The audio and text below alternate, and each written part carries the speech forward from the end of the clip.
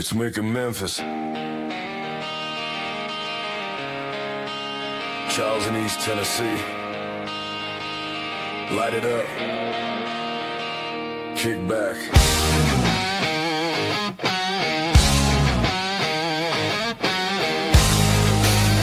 This is the real smoke podcast.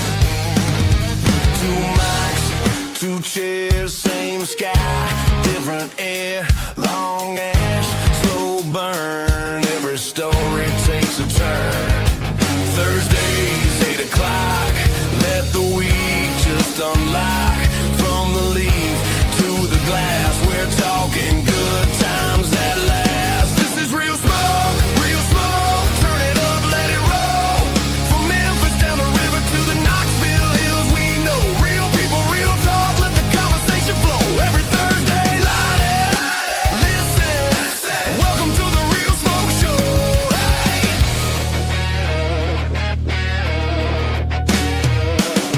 Cigar, small batch, perfect draw, perfect match. Whiskey whispers in the glass. Let the past and present clash. Legends, up and comers, late nights, long summers, behind the scenes, on the grind. We're getting into every side. This is real smoke, real smoke. Turn it up, let it roll. From Memphis down the river to the Knoxville hills, we know real people, real talk. Let the conversation flow. Every Thursday, light it, listen. Welcome to the Real Smoke Show. This episode may contain strong language, weak opinions, bad advice, and men speaking confidently about things they only half understand.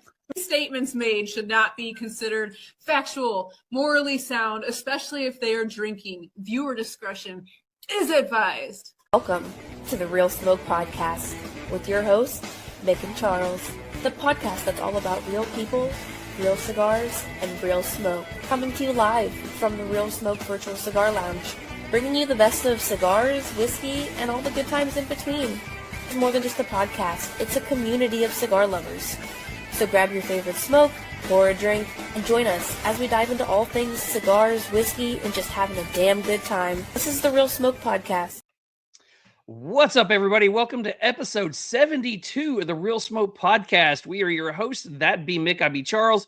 And tonight we have a fantastic episode lined up for you. We have Mindy Dougherty, a actress, a writer, and a military veteran. So she's going to be on here in just a little bit. Yeah. But before we get things started, we do need to say hello to our favorite people over at the Cigar Vault. Don't be that guy that does this stupid shit at the cigar lounge. You know exactly what I'm talking about. Don't be that guy. That guy right there. Don't be him. I'm really excited to smoke this. Do not do that with community cutters. Do that shit with your own crap. Yeah. Oh, what are you doing, man?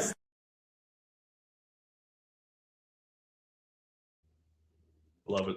They don't get old. They don't get old. They don't. I like that one. I'm not sure if him slapping it out of his hand was planned, but it kind of looks like Taco is a little kind of surprised or taken off by that one. So I was a little concerned how far he went down on that cigar. I'm just saying, just for the record, I was a little. Looks like practice. It does. What's up, brother? What's up, buddy? Happy Thursday. Yeah, man. April. It's happy Thursday April. that feels happy April. It's a Thursday that feels like it should be Friday, but I will say that Tuesday felt like Friday, Wednesday felt like Friday. Yeah. This is my Friday. I'm off tomorrow, so I'm enjoying that. That's awesome, man. Congrats. I actually had training all week, so it wasn't near as bad as my normal week. But in the back of my mind, I'm thinking about how far I'm getting behind on stuff. So that was bothering me. But other than that, a little bit more of a low-key week, so I'll take it. I may be off from work, which, I mean, don't get me wrong. I mean, I can find things that I need to get done during the day, but the fact that I don't have to go in the evening and work as well, I'm great. So if it doesn't rain, be doing some lawn stuff, get to be out in the sun a little bit, light up a cigar while I mow the grass and enjoy it. Not have anywhere that I have to be or anybody I have to work with. So I'm happy about that.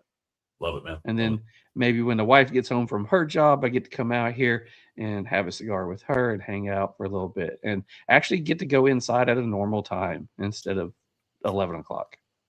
Yeah, I'm actually, Kenda and I are going down to see our friends in Mississippi tomorrow. We actually got some beers shipped. I shouldn't say shipped, delivered to me from Massachusetts. Some Nice. treehouse beer that I've been looking forward to trying. So we're going to go down there and share it with them and probably play some yard games and get outside a little bit, man. It feels like I've been stuck inside a lot this week. So looking forward to that. But yeah, welcome to the weekend, I guess.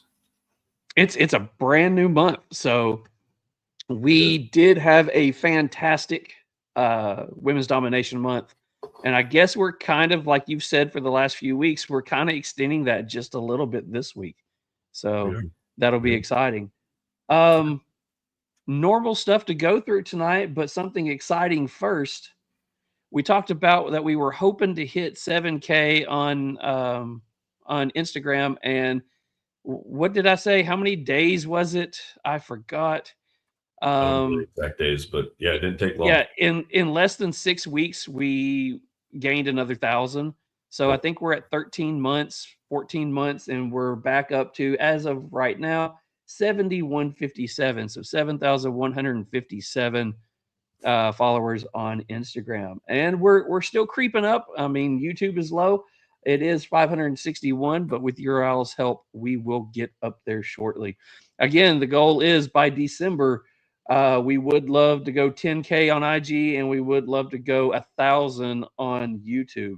That's the goal. So y'all keep helping us out with it. We appreciate it. I was going to mention the 7K on Instagram as well. But I also wanted to mention, again, nothing against the guest. Karen was amazing. But that shit show of a show we had last week, audio-wise, internet-wise, everything, how is that almost at 400 views on Instagram?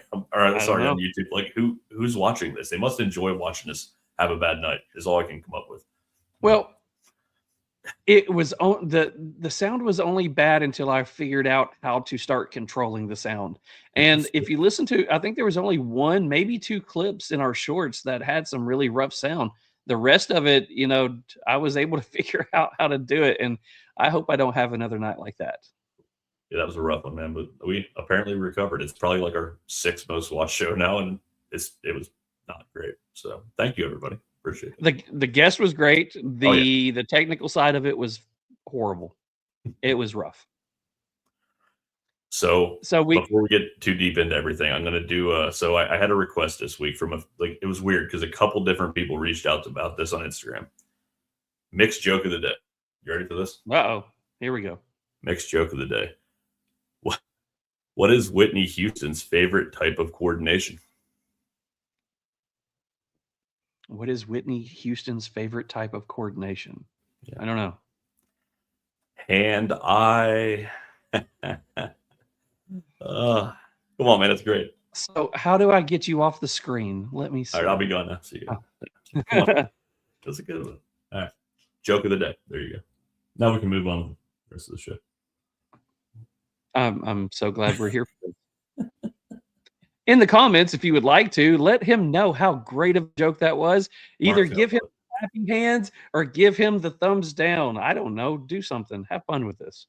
By the way, quite a few people in the chat. So, guys, if you've got questions tonight, make sure that you do put them in there. We do have our banner I need to bring up. There it is. If you would like to get 10% off or try to win 2 $25 gift cards to Cigar Vault Oakdale, make sure you type in the comments, #Real Smoke, and you will have a chance to win at the end of the evening. We'll give 2 of those away. It is baseball season. It is. Did you know that? Baseball season. Heck yeah. Baseball back, baby. And we are doing, Mick kicked my butt last year. The Braves did a nosedive from day one, but his team did a lot better. But if you don't know, we are huge Falcons fans together, but our teams are bitter rivals in baseball. He's a Phillies guy. I'm an Atlanta guy. And this year we are doing a contest to see which team, once again, has the best record at the end of normal season. End of the regular season. Yep. Yeah, end of the regular season. So we got our nice little graphic coming up. The bet is a bottle of a bourbon that we both absolutely love. It is a bottle of Still Austin.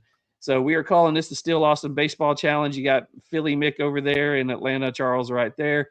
So that is going to be what we are going to probably irritate the snot out of you with every episode for the next few months, all the way into this winter. It's not sponsored by Still Austin yet.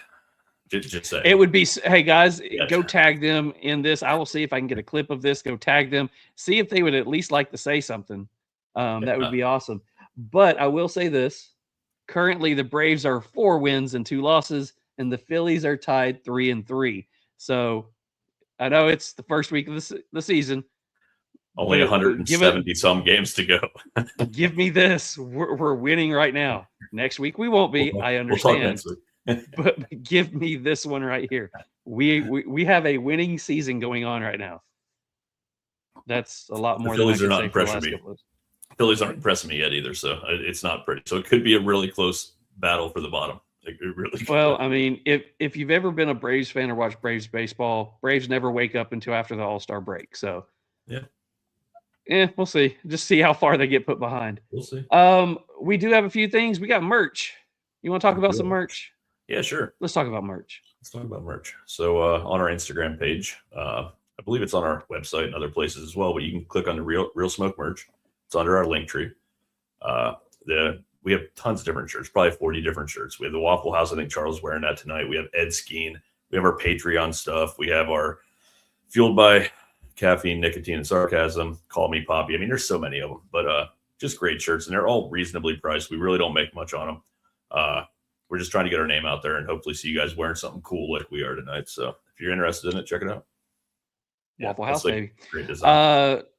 I love this one. This is my favorite shirt. I probably need to get another one because I'll have this one worn out. Guys, check it out. If you don't know or you haven't tried them out yet, go check out Smoke In Cigar of the Month Club. For that price right there, you can use the code RSNEW and you'll get 5 cigars each month. And if you use this code, you're going to get a free Smoke In torch lighter as well as a perfect cutter. They have been super awesome to us. We have loved partnering with them. Go check them out, help us out, and get you some fabulous cigars.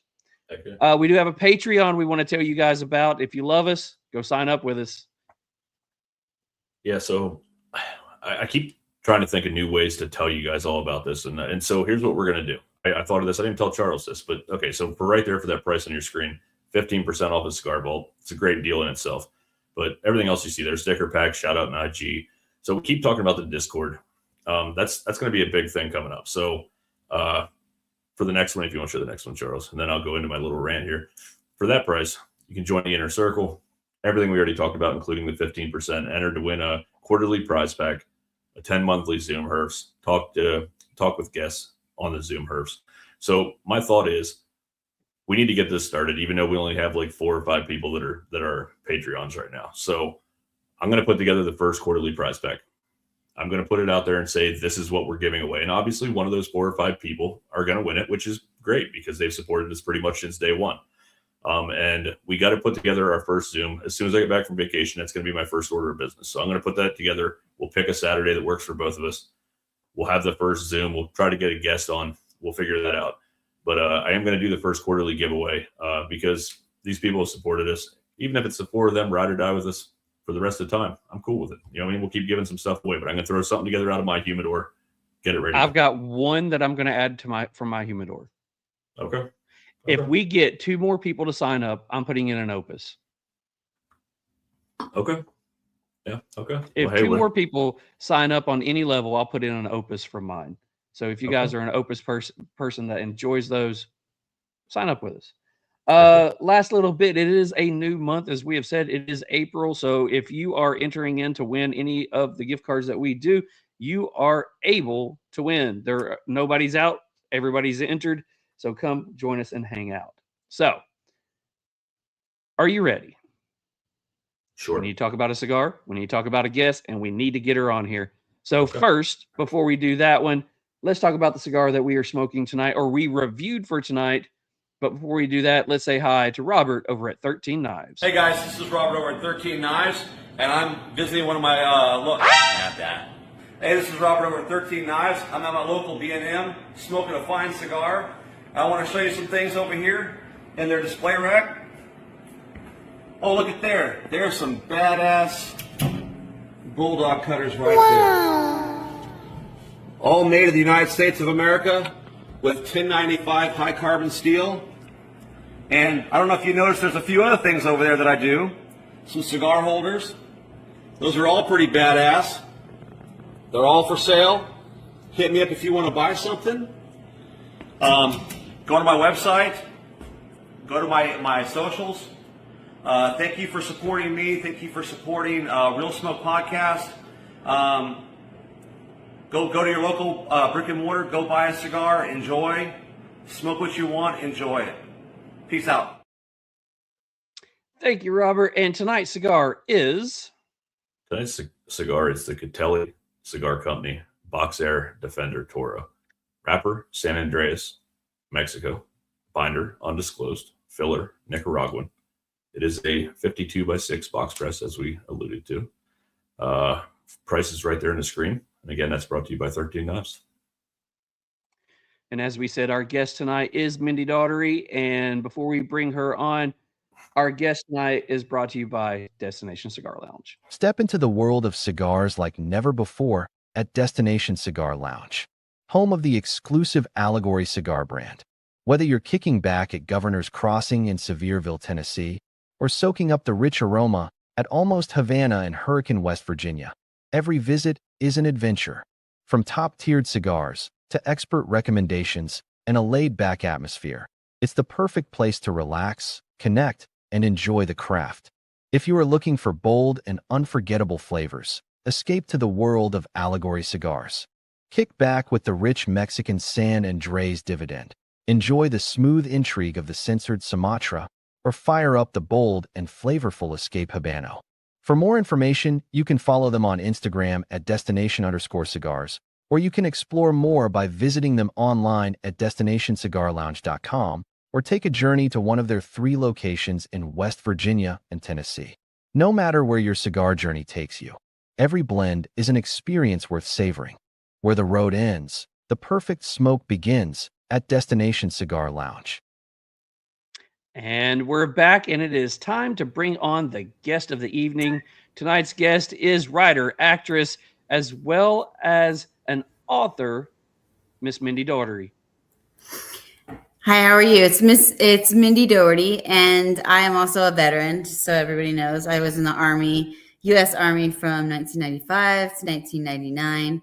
It seems like so long ago. It creeps up on all of us for sure. That's yeah, it's just definitely like, oh my God, I'm getting all these grays. What happened? Like when you hear letters, I think they shrunk. You know, all of a sudden I'm like, can I see that? I can't see that.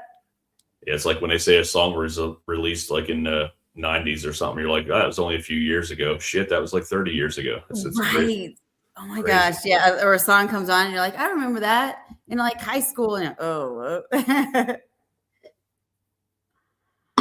So yeah, we're excited to have you on tonight. Appreciate you taking the time to join us.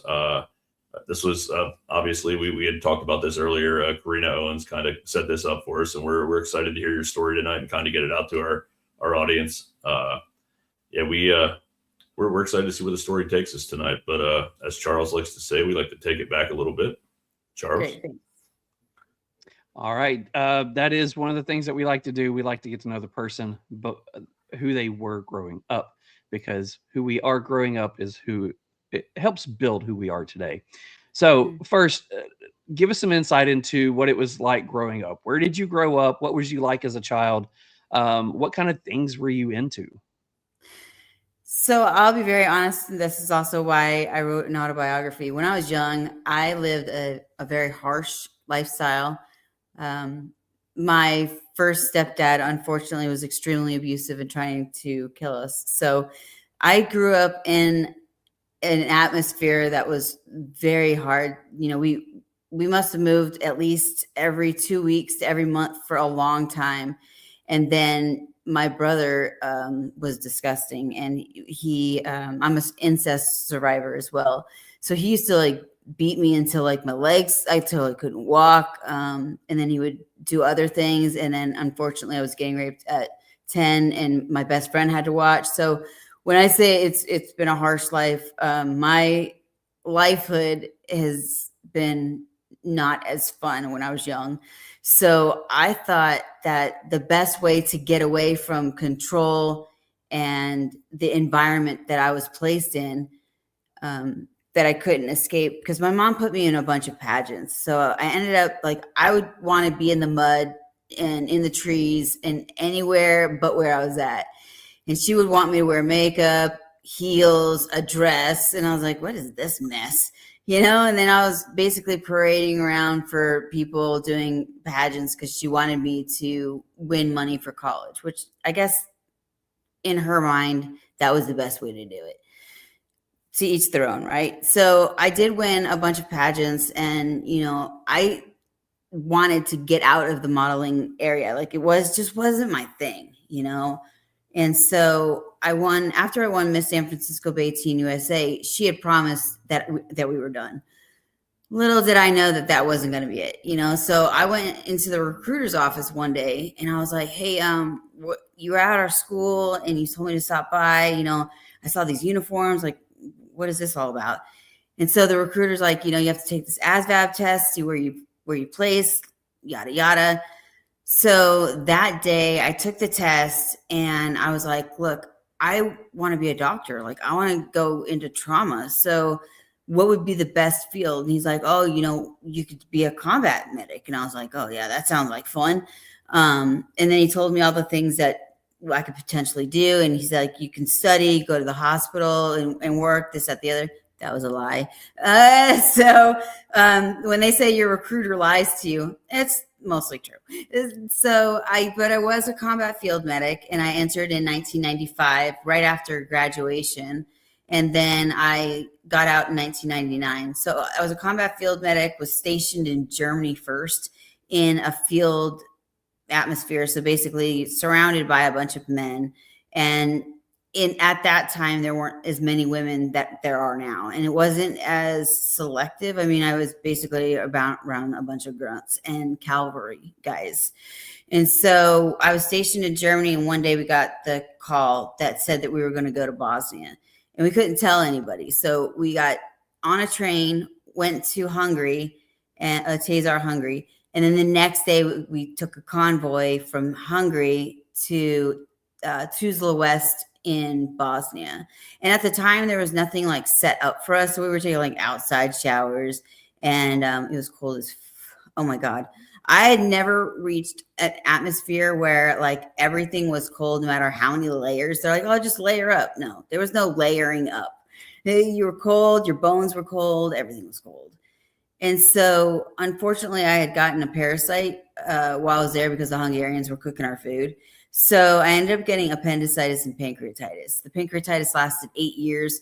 It's why I ended up getting out, but the military doesn't take care of us. So while I was in, they said, oh, no, nothing's wrong.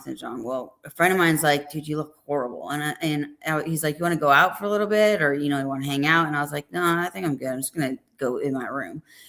He's like, well, let me know if you need anything. So I went to knock on his door, and I guess I passed out, and he took me to what's called the German Krankenhaus, which is the hospital and the civilian side. And they were the ones who saved me. I ended up having appendicitis and pancreatitis at the same time, when the military was like, nothing's wrong. You have like menstrual cramps. And I was like, no, I've never had menstrual cramps like this before. And so consequently, when I say I had pancreatitis, it lasted for 8 years. And so even when I was out of the military, I had gotten my appendix taken out and my gallbladder taken out while I was in the military, 96 and 97. Then I had over 100 procedures to try to correct the problem for my pancreas. And I had my ribs cut from rib to rib 3 different times, and my intestines rewired. So I have 4 organs missing. I had my pancreas taken out in 3 different sections. And then lastly, my duodenum. And so when I was training for the 100-mile ride with the American Diabetes Association, because I became diabetic, as they take out your pancreas, you kind of sign up for the automatic D club.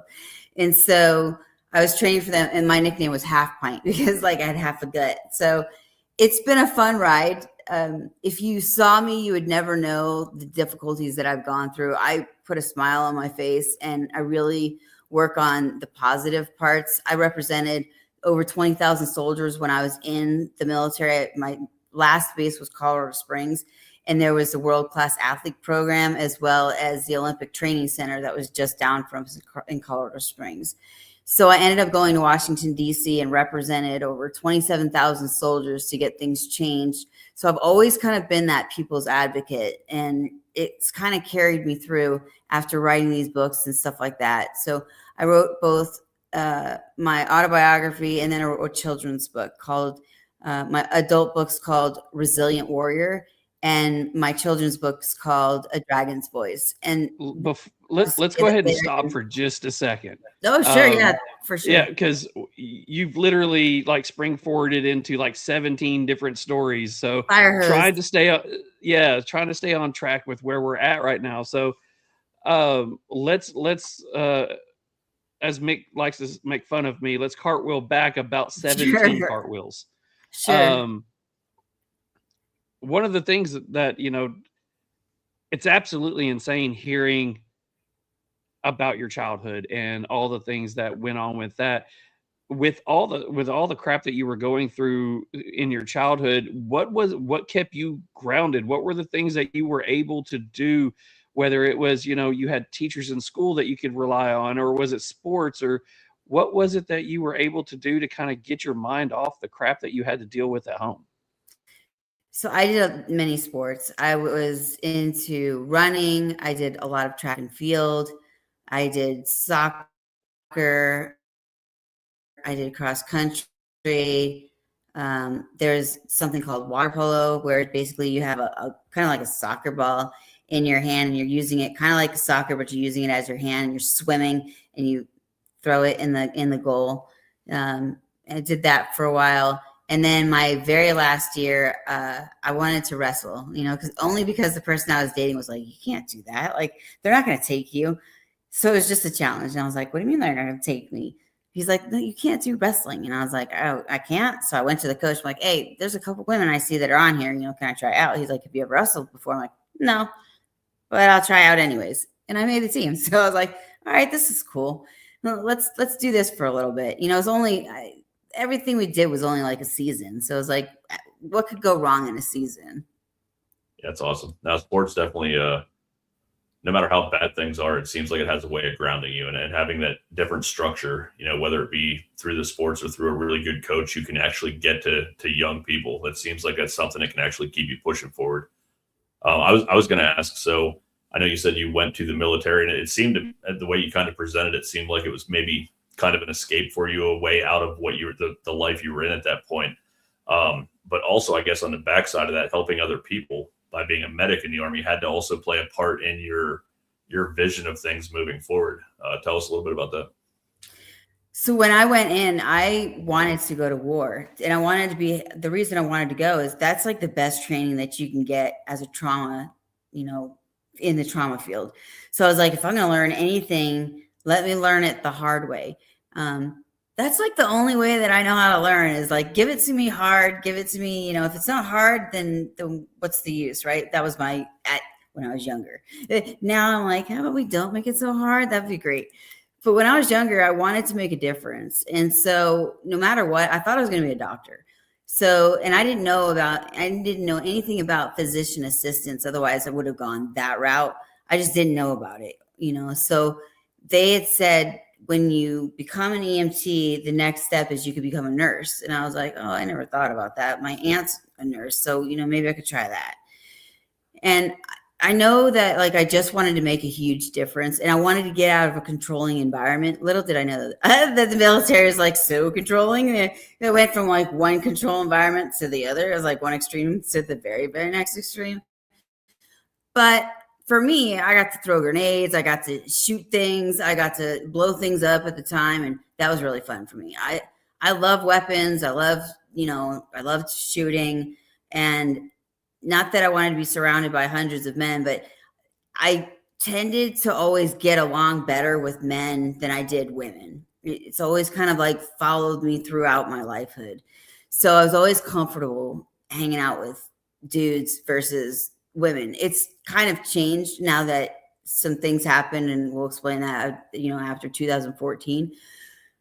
And now I have like a circle of women who are like really, really solid in my life. And then I have, my male friends, of course, but mostly right now, it's been a really solid foundation and trying to make a difference in women throughout the world at this point in time. And what brought me from the military is something that I'm working on right now, and it's profiling. And basically that means that I'm helping women and children, and there's very few men that have been in this portion, but mostly girls and boys, as well as women who've been sex trafficked or human trafficked. And so my books are in the Alabama Sex Trafficking and Child Safety Alliance and a couple different police departments. So the segue for my whole life has genuinely been like the people's advocate. So I've always wanted to stand up for those who couldn't speak for themselves. And I always wanted to make things better for the people that had it the worst. Awesome. No, So- go ahead. Go ahead, Nick. I was going to say, that was kind of my whole point of the whole thing. It sounds like you've definitely found your way by finding ways to help other people, which in turn gave you what you needed to push forward. So you're getting through the military. You had what do you say, 5 years of active service, and then 4 years. So I went 4 from years. 95 to 99. I got out. Okay. And so after that, what was the next step for you after getting out of the military? So I went back to New Jersey, where some of the family were living, and then I signed up to volunteer for the fire department and Voorhees Fire Department. And then I signed up for nursing school, which somehow I picked the worst city, the most like craziest, vulnerable. Holy crap! Like, what are we doing? Getting like sheriffs to like bust us in because people were shooting at us. So, and that was in Camden, New Jersey. So I don't know if anybody knows about that, but it's relative to like Compton in California, but a lot worse. And so I signed up to Our Lady of Lourdes. Little did I know that was a Catholic school. I just wanted any nursing school that would take me.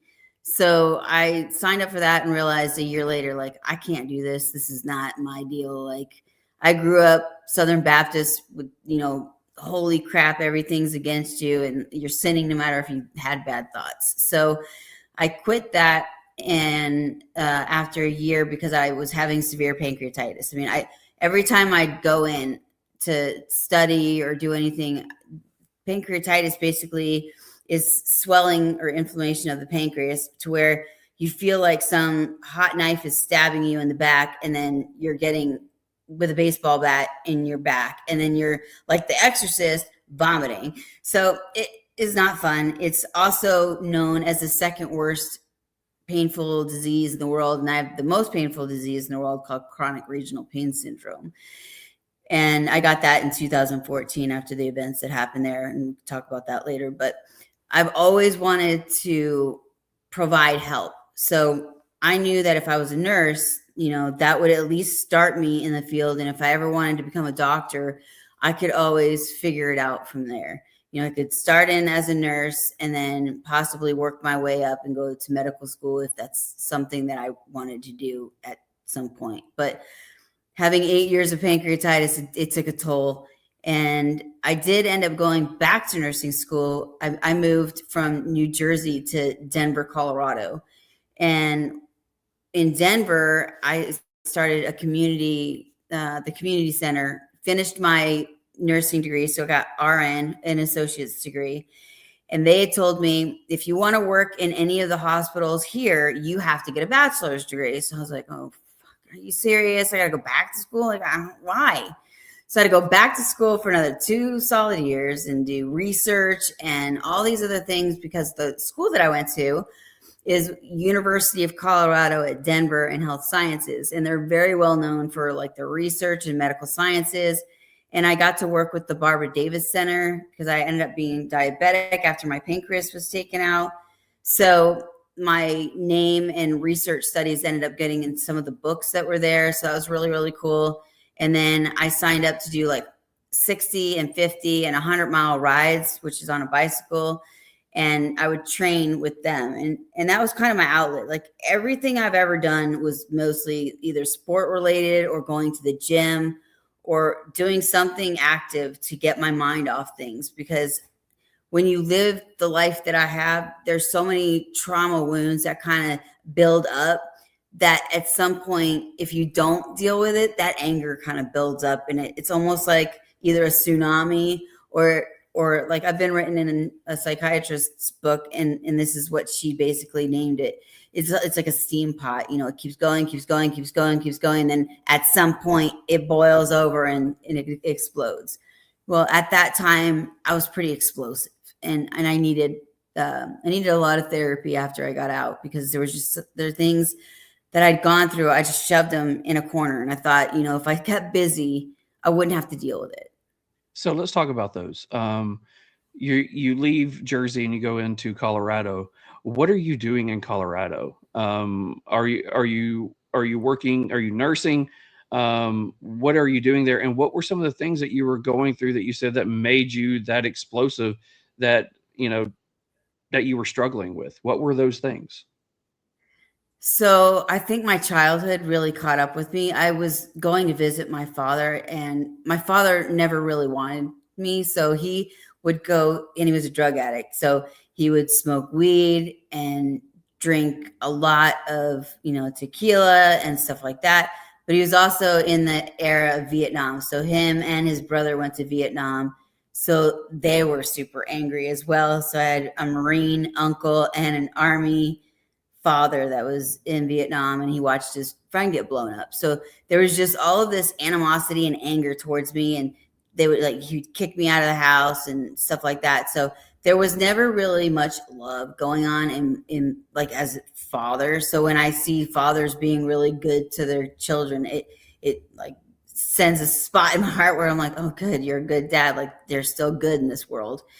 And I didn't even get therapy until a while after. I had still held it in. I thought things would be fine. I just needed to keep busy. So I worked as a trauma nurse at 888 Bannock, and underneath in the basement where the prisoners would go. And then above all that was the actual real hospital. And I worked in the PACU, which is basically they come back from surgeries and I would recover them. And I also worked in Denver Health. In Denver. Okay. And then I quit that after a few years and went to interventional radiology. And that was like one of the best jobs I'd ever had. And that was basically where people would go in for procedures and check them out, like if they were bleeding, had GI bleeds or emergency sections. And again, I found that if somebody didn't want to be on for like 24 hours, I would take the call. And, you know, I'd be on call 24 hours a day, 7 days a week. And anytime the phone rang, I was there. And I figured, like I said, I thought if I kept busy that things wouldn't catch up to me. You know, I kind of had a man's mentality of that. I was like, just get to work, you know, like get to work. Don't think about what happened before because it doesn't matter, and just move on.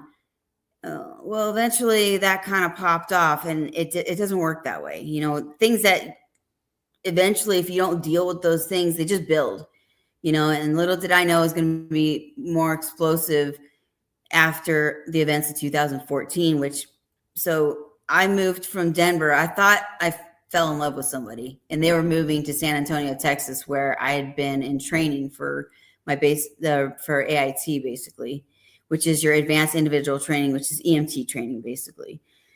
So I told my boss and the people I worked with, I was like, hey, I'm going to leave and go to Texas. They're like, why would you do that? You know, you don't want to get married. Why don't you just stay here? And I was like, oh, you know, I want to take the leap of faith and just try that out.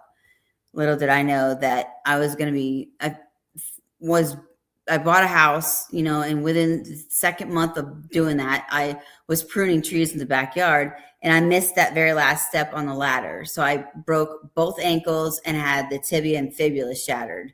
So I went to the VA hospital, and they didn't treat me very well either. So I was tortured for 4 straight months. This was in 2014. You moved to Texas, and you're doing this. This is the 2014. I'm still a nurse. So right. I was doing traveling nursing at this point in time. This is the 2014 that you alluded to a couple of times already. Yeah. So you fell, you broke both ankles. You go to the VA. What happens at the VA? So I broke both ankles and the tibia and fibula, which is basically where the front and the back are, so that people that understand or know what that means. And my foot would swell to like this big. And so I'd have to put them above my eye and it ended up being 3 years and 8 months. I was bedbound. So I was tortured for 4 straight months. I ended up going from 137 to 107. I had bruises so let's go into that. Ears down. You said, you were bedbound. Were you at were you bedbound at a VA hospital? Was you at home? Or was it both? No, they sent me to my house because they didn't want to take care of me anymore. So they sent me basically without any resources home. Okay. So you said, for 3 years you were pretty much tortured. In what way? What happened? No, 4 months. 4 months. I'm sorry. For 4 months I was tortured. I got rescued on the 4th month from friends of mine in Colorado. They came to get me. What was going on? So I was assaulted in the OR and had vaginal scrapings for 3 straight days. After the second time going in, they had manipulated my leg. They would change it and then hit it a couple times, and they would do all these things to make my foot end up looking like a hockey stick when I showed the pictures and everything. Because my friends were like, at some point, like, why do you have bruises in these areas? Like, you had an ankle fracture. Why are there bruises in between your legs and your neck's all jacked? Your back's all messed up. Like, what is going on? And I was like, oh, I don't know. And they knew me well enough to say, yes, you do know. And I was like, in my mind, I was like, I know what happens to soldiers and veterans when they speak. We're not allowed to speak out. You're not allowed to say anything. So my mind went into childhood memories of, you don't let your secrets out. You don't tell people things because it gets worse. So they took pictures, thankfully, and I basically called some friends of mine. And when I say that was probably the worst part of my life, like, I thought my childhood was bad, but those 4 months were the worst parts of my life that I ever had to deal with. And that's when I stopped trusting everybody in the world. I was like, men, women, everybody had the same kind of platform. So was this going on at the hospital, or was this going on when you were being treated at home? So I was getting treated at home, and there was one CNA. The rest of the CNAs were great, but the one CNA wanted me to take my clothes off, and she wanted to know if I wanted to be with her and her husband. And that was not that was a no-go for me, because I was like, no, I need help. Like, what are you talking about? So at the hospital, I was being mistreated. And then at home, I was being mistreated by one of the CNAs. The other CNAs were great. And I love talking about them. The other one, not so much. But, I had to take the good with the bad. And once I found out that I was getting set up by the person who was down the street, she was the head of the psychiatry division. And she wrote down what I should say to the doctors and stuff like that. So I wrote, she wrote me down this paper. I, like a soldier, came in like a robot, said these things. And then all of a sudden I didn't realize I was getting set up. So the other CNA that I was telling you about that I liked, she helped me with like getting cleaned up and other stuff. But the first, I think it was like 2 or 4 weeks, they wouldn't help me with anything. I had to struggle on my own. Everything that I had was upstairs. So I couldn't get to the bathroom. I couldn't cook for myself. I couldn't basically do anything. And so, I called family members and I was like, this is what's going on. And they're like, God, why didn't you call us sooner? And I was like, well, I didn't know. I thought that it would get better. I thought each day, like, oh, they can't leave me like this forever, right? And sure enough, they could actually. So things got even worse, So when I say that I was tortured for 4 straight months, I don't need to go into the exact details, but there were things that happened to where I had to lift my leg above my eyes. And the minute it like got to like my nose or my mouth, my foot would swell like an elephant and it would turn red and purple. So that was within maybe 5 seconds of it being pushed down. So being in a cast and having your foot elevated that long, it does mess with your back. It messes with your walking. And then they kept giving me medications that I didn't know. So they injected me with certain things that would drive my blood sugars all the way down.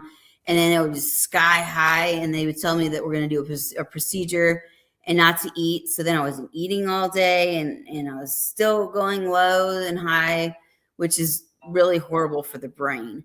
And so one of the CNAs told me, she's like, you got to get the fuck out of here. They're setting you up. And I was like, what do you mean they're setting me up? They told me I had a meeting. They're like, yeah, it's your third meeting, right? And I was like, well, I can't keep count. She goes, no, it's your third meeting, Minnie. And what that means is they're coming to get you. So you have to get the fuck out of here as soon as possible. And I was scared at that point. I was like, I don't know what to do. I don't know anybody out here. Like, I just moved out here with my fucking boyfriend. I thought we were going to get married. Like, things were going awry with that relationship and his son. And so she had told me that she would help me out. So I had like 14 Mexicans in my house within like 2 hours, basically packing everything I had. I had called a couple friends of mine who were in Colorado that happened to be truck drivers. Their parents were truck drivers. So I was like, oh, sweet. You know, I will pay you $7,000, your pay, to come get me and rescue me and get me the fuck out of here and get me back to Denver. You know, that was all I knew, is I needed to get back to Colorado, because that's where I had so many friends. And I knew if I was in Colorado, ain't nothing was going to happen. You know, there would be people that would protect me no matter what. In Texas, not so much. But in Colorado, I had, you know, a base of friends that were loyal, that loved me, and they cared about me. So their parents came, picked me up, and I went to Colorado. When I got to Colorado, the medical system was like, no, you have to go back. You have to go back to Texas and figure out what, like, we can't help you. You have to go to the VA. And I was like, the fuck I do. So then I went to Colorado VA and tried to get that help, and they wouldn't help me. So I called another friend in Oregon, and I was like, hey, this is the problem. This is what I'm having. She's like, what? Like, everybody was all confused. And I said, when you get here, I'll tell you the rest. I just need you to pick me up. So she drove from Bend, Oregon to Colorado, picked me up, and she took one look at me, and she's like, oh my God, you look like you just came from Auschwitz. Like, you look horrible. My leg looked like E.T. I was skin and bones. I was 107 pounds, soaking wet, and I went from like 137 to 107. I had bruises in so many areas, and she said I looked like a off-colored cast color. So when I got to Bend, it's been the best place I've ever lived. It's the safest I've ever lived in my life. And so it's almost like a comeback story. Like, finally got the help I needed. I've been in therapy. I have had all sorts of therapy. And then one day because I had been telling people what had happened since 2014. I mean, I was very outwardly trying to get people help, and then trying to get my own self-help for the VA system to change. And I was like, I want community care, because they wouldn't let me go see somebody on the outside, because they were scared, because they knew that I knew that what they were doing was wrong. So the civilians was like, yeah, just get me your records. And so I was like, okay. So I tried to get my medical records to the civilians, but the VA wouldn't send it. They just said no. They only released them the day after the time expired to when they could get in trouble. And they knew that. And so finally, when I got those released, a friend of mine put everything together and the events that had happened. So I guess what I was trying to figure out at that time was like, what do I do with all this information, and how do I make this better for myself and through all the mess, basically? And so after the healing and going through all this stuff, I just started writing. And my grandmother asked me to write a book 20 years prior to that. And I was like, you know what? It's probably time that I just get this out. And so I found out she was dying, and I was like, oh, I have to get this out now. So a friend of mine was like, hey, do you want to go on a radio show? So I went on the radio show, met a couple of people, and they introduced me to somebody named Malachias. And so I basically went on the radio show and met a publisher. And then by meeting the publisher, I wanted to try getting the anger out. And a friend of mine was telling me to do some improv classes, which was acting, which led me into the independent film world. And, you know, I've got a couple films that I've done, and I'll be in A Killer Pizza Man starting in July. And then I wrote 2 books. So my first book was my autobiography, and it was real quick. Let's, being in Colorado, you said your grandmother wanted you to write a book years ago. Mm-hmm. What was she wanting you to write about? And, you know, take us down that one. Let's go into, let's start with your books. So you've got a couple of them out. What was your process of writing your book? So my grandmother wanted me to write about the military and my experiences in the military, but she actually knew the whole time what was happening in my childhood. So she tried to get me help with my mom, but my mom at the time, she didn't believe me. She, of course, didn't want to believe her mom because she's like, oh, you're just making things up and this, that, the other. So she came from an era where you prayed about it. You know, I'm like, well, ain't enough prayer going to help with this individual. You can pray all day, but if you don't have the therapy or the skills, it just doesn't work. And great for the people that seek religion and it worked for them. It just didn't work for me. And so I told my grandmother, yeah, you know, I'll write it when I got out. But I just didn't have the resources or the knowledge to even know what I was going to write about. So I was like, well, I don't even know how to start this process. And when I finally did write my book, I literally started from the very beginning and then went through the events that happened throughout my childhood, then adulthood, that brought me all the way up to 2020, basically, all the things that had gone. You know, I just wanted to start from the beginning to end because that was the only way that I knew how to do it. The problem with people who are interested in reading this story, where can they find it? So I'm on Amazon.com, and it's called Resilient Warrior, and it looks like this. And then I have the children's book that I wrote, and it's called A Dragon's Voice, and it looks like all right. this. So let's talk about that one. When did you decide, if I can speak correctly today, what made you decide to go into, you know, children's books? So what's funny about that is I had no idea I was going to write a children's book until I wrote the adult book and autobiography that I did. And it ended up being, you know, available in 17 countries. And it's dedicated to the Vikings show on History Channel that's now on Amazon Prime. Because I had a friend of mine that was an extra on the show, that one, Game of Thrones and How to Train Your Dragon, and soon to come out Blood Axe. And so there was people on that show that were following my story. Little did I know, I had no idea that the story that I wrote that was going to get a little bigger than I anticipated, because I was just wanting to help veterans. And so one of the people on the show told his friends, and then they brought my book on set. One day when I was opening up my own Pandora's box and I realized, oh my gosh, all the stuff that happened as a child, what could I do to help children with disabilities? Because I had so many problems reading and so many issues with comprehending what I read. So I was like, I want to create a book that has lessons on the same page so that when they flip the page, they can have the actual picture and they could read it and understand the lessons at that point. They don't have to go through the whole book and try to figure out like the lesson or the whole thing put together, because I can't put that together even now. So I wrote this book intentionally to be honest with you, for kids with disabilities. Little did I know it was going to segue into it being in police departments, family advocacy books, and both books were going to be in the Alabama Sex Trafficking and Child Alliance groups. And The reason I did that was so that when police officers pick up children from either trafficking or from abuse, there's so much going off in their head and so much trauma that I wanted something to calm their nervous system down. And I wanted a story that would open up conversations for parents so that the things that happened in my childhood, they could explain to them. Don't take your clothes off for strangers.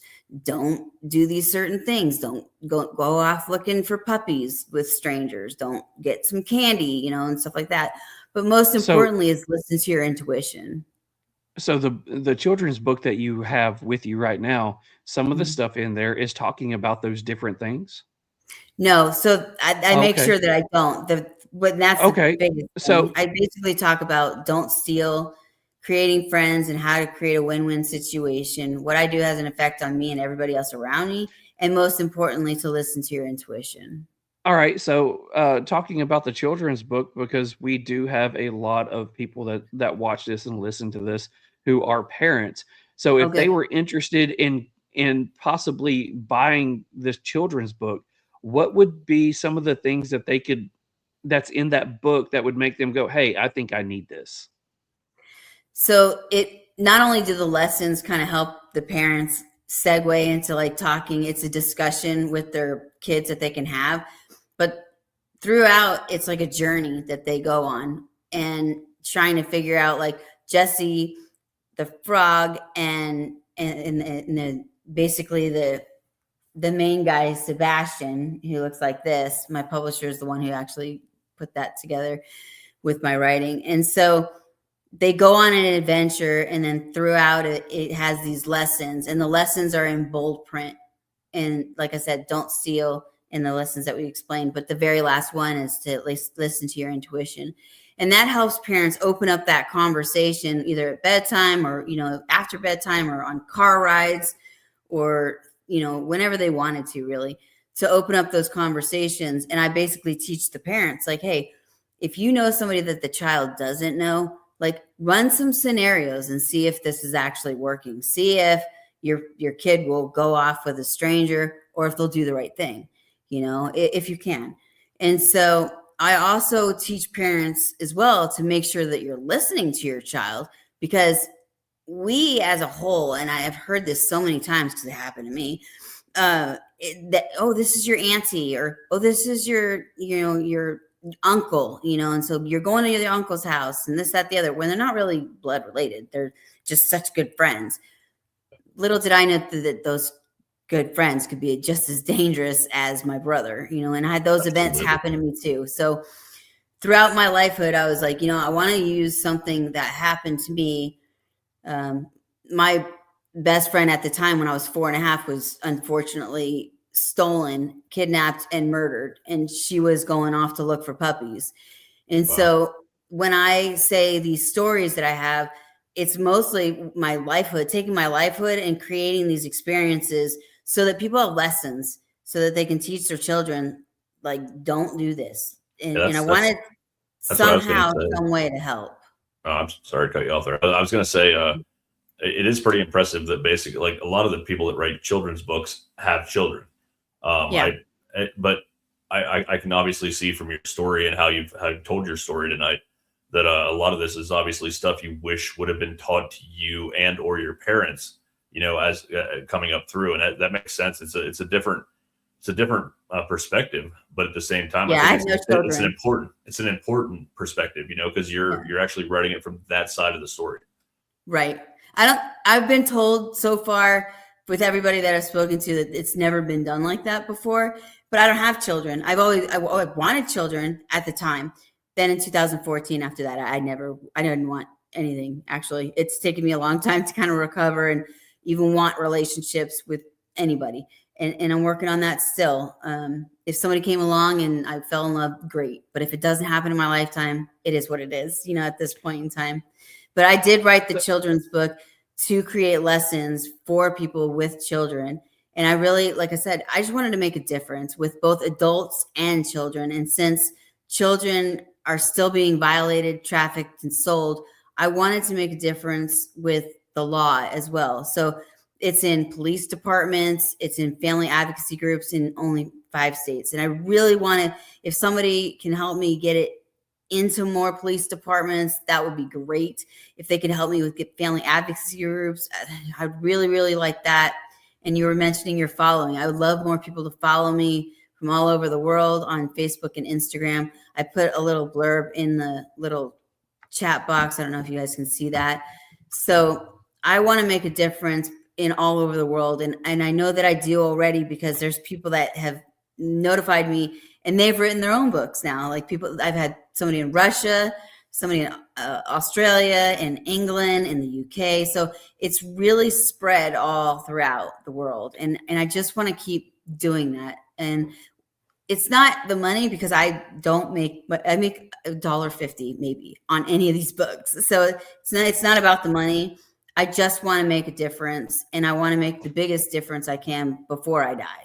And that's really quickly, we have Smoking Sicilian on here. He says he just ordered your children's book. Yay. As well as Mick had somebody reach out to him, said that they just bought your autobiography. So thank you. You've got 2 books already sold on here. So guys, go check her out on Amazon. And if you've got kids, go check out her book for kids. This. And yeah, it reminds me a whole lot of, I work with kids as well. It looks like a whole lot of the How to Train Your Dragon kind of look. So it's pretty cool. Oh, is it? Nice. So let's move on. Let's go into, you have your books that you have written. Yep. You talked briefly before we went back into the books about your acting. So let's talk about how you got introduced into acting and, some of the things that you've done with that. So I was still an anger ball, and I was still exploding with people. I didn't really know how to communicate. At one point, I wanted to put myself in solitude. Little did I know that being solitary for 3 years would mess up a lot of things in your brain, because you don't have anybody to talk to. So you're just, the people skills went to shit, to be honest with you, really to shit. So I started going out in the community and wanting to like tiptoe around things and like get through society basically, and figure out like, how am I going to live life now? And I met this woman that was doing improv classes, and the woman who was teaching those classes owned a coffee shop. So she's like, Mindy, come to coffee with me. That was the start. Come get coffee. I was like, all right. And then she's like, well, why don't we go to do this class with her, since you really like this coffee shop, don't you? And I'm like, oh, I love this coffee shop. It's, nice. It's clean. People are super nice in Oregon. That's what threw me off, because I was so used to people being in my face and yelling at me all the time. I was like, what do you want from me? And that genuinely people here, they don't want anything from me. They just are actually really nice. I was like, oh, they have a saying, be nice, you're in Bend. And I'm like, what's that mean? So, but I really genuinely picked that up. And when I went to this improv class, what she had said, and she was absolutely right, it allowed all these emotions to get out in a safe space. So you could go through anger, being happy, being sad, all through this little one segment called taxi driver, or taxi ride. And basically you're doing this and. So yes and you're just saying yes and to everything. And then you're making things up as you go. So having that group of people doing improv, it was fun, and then we went over on one of the days, we went over all the emotions that you could possibly go through. And I was like, I've never done this before. This is fun. And then somebody else that I met like online with, I have Facebook and Instagram and TikTok and all the other things, and that's on that little section in that chat. But I met somebody there, and they were a veteran. So I had a huge veteran following when I did this radio show. And he was like, hey, why don't you come do this independent filming with me? And I was like, what's that? I don't know what that means. So I went from improv to doing independent filming, and that was actually pretty fun. It was another outlet to like get these emotions out and be in a safe space. So I could get as angry as I wanted, happy as I wanted, do cries or whatever that I wanted. And it was always in a safe space. So genuinely, when I did the improv class, it was the best kind of therapy that I could actually get because I got those emotions out, and then I did equine therapy and worked with horses. So between that and a bunch of other different therapies and creating a garden, I created a company called Feed My City. And it was one seed, one plant, one garden at a time. And it was supposed to go in the jail, but then COVID hit. So that kind of went out. But it's the same premise with children, that if we feed ourselves and plant the roots, supposedly, for ourselves and get really rooted into the ground, and you have extra food, I would beg people, please bring it to food banks, bring it to your neighbor, ask your neighbor to grow. Then you both can grow. Maybe you can trade, so I think throughout my whole life, no matter how much trauma I've ever been through, I've never wanted to hurt anybody else. I've never had even the mindset of, of course, at one point I did want to have revenge only on the doctor that did this to me and my brother. But I realized that that's not going to hurt anybody except for myself. So I genuinely have turned everything around, and I genuinely look at the positive things that I do, and I publicly speak about things that have happened so that other people can come out and feel free. And now that I'm working with the human trafficking and sex trafficking, I've worked with 5 women already who have unfortunately been trafficked. And it's been a really great experience to be able to help them, because most people are like, well, how would you know? When they get my story, they're like, oh my God, you actually understand me, like you can help me. I was like, I can help you, but I can only help you if you want the help. So I'm going to put my hand down and I'm going to dig you out of this hole, right?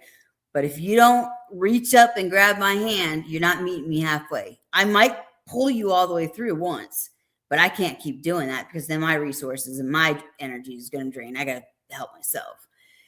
So like I said, I've always been in the service arena, like when I was a child and we had all these, church groups, we were taught to feed the homeless. We were taught to give our stuff away and not worry about any of the materialistic things. So we would sell, my mom and I, we were so broke because my dad wouldn't pay child support.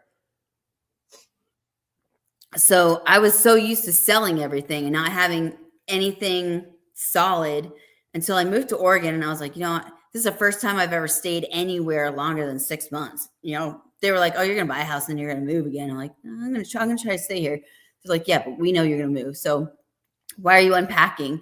I was like, let me try this out. Let me try to unpack everything and try to see if I can stay somewhere. And I've been here since 2014, and this is my forever home. I've finally planted my roots, and I publicly speak about things that have happened. I'm doing independent films. I'm doing voiceovers for a couple of films in other countries. And then, like I said, when COVID hit, a lot of things changed, but a lot of things didn't change. Like this online podcasts would have never been something available to me, or going on radio shows and doing some things for filming that wouldn't have been possible had COVID not hit. So yeah, I understand COVID obviously was a shit show, and everybody at this point, or hopefully everybody knows, it was a made up thing, so it is what it is. Big pharma kind of took over. So I like to educate, and that's also what I do for the state of Oregon. I work right now as a nurse, again, still, and I work with kind of like the worst disability, which is the intellectual disabilities, and they're kids to adults, and a lot of them don't speak at all. Some of them have G-tubes, and some of them are diabetic. So I really have taken on the diabetic teaching and try to teach them everything I possibly can, so that they can make a difference through being a caregiver and help the people that they're taking care of. So I do a lot of education at this point in time, and I'm also a Watsu practitioner. So I get people that have a lot of issues, whether they're orthopedic issues or trauma issues. And basically I get them in the water and I do what's called float, and I do shiatsu massage in warm water. So I like to go to like the hot springs because there's a bunch of different minerals that can get into the body. And then I basically hold you in my arms, put floats on your legs, and then I do different techniques to help your spinal cord, and it helps calm down the brain. I've done this with children. It hopefully continues to grow for you. What's next for you? I mean, what are you looking to do next? Are you going to write more books? Or are you looking to continue down the acting road, or what's next for you on that front? So I was asked to write another children's book, and the next one I may consider, I don't know if I want to do this or not, but it's writing about like my mommy and daddy are gone. And basically that would be helping the people that have either gone to prison and aren't there and have no capabilities of talking to their children, or, you know, for the worst of the worst. And the people that their parents are just neglectful and don't want them anymore, you know, and then I could build on that portion with my lifehood as well. But I'm not sure if I want to travel down that road, because once you open up Pandora's box, boy, does it, you know, there's things that creep back in. So it's like, all right. But most likely I might do that. You know, I've been asked actually a couple times to think about it and write more adult books. But, you know, I don't know about the writing part. What I really want to do is find an investor that would help me turn my Resilient Warrior into a movie. And then I would also like my children's book to be turned into an animation, so that, again, the police department, if kids can't read, because I mean, a lot of people struggle with reading, that it would be on the actual television so that they could just turn it on for the child, and even the parents. You know, if the parents can turn on this animated series or animated show, and it would teach them the lessons, but it would also help the children learn with their disabilities to read. Like, I want to be able to teach the reading skills and break it down so simply that children will learn, and even adults could learn from their children. Or if they didn't have children, they could still watch this and learn to be able to read. And that was important to me because I still have comprehension issues, and I still have to sometimes get the audiobooks and like decipher what's going on. But I genuinely, my biggest dream at this point in time that I'm really trying to make true is to get an investor, and then get some people that are really well known in the movie industry, and then get my book Resilient Warrior into a film, because I think that would probably be the biggest way to really make a difference all around the world, if people could see this and be inspired. Not like a Rocky movie, but almost like a Rocky movie where they're like, wow, like if you can do it, I can do it.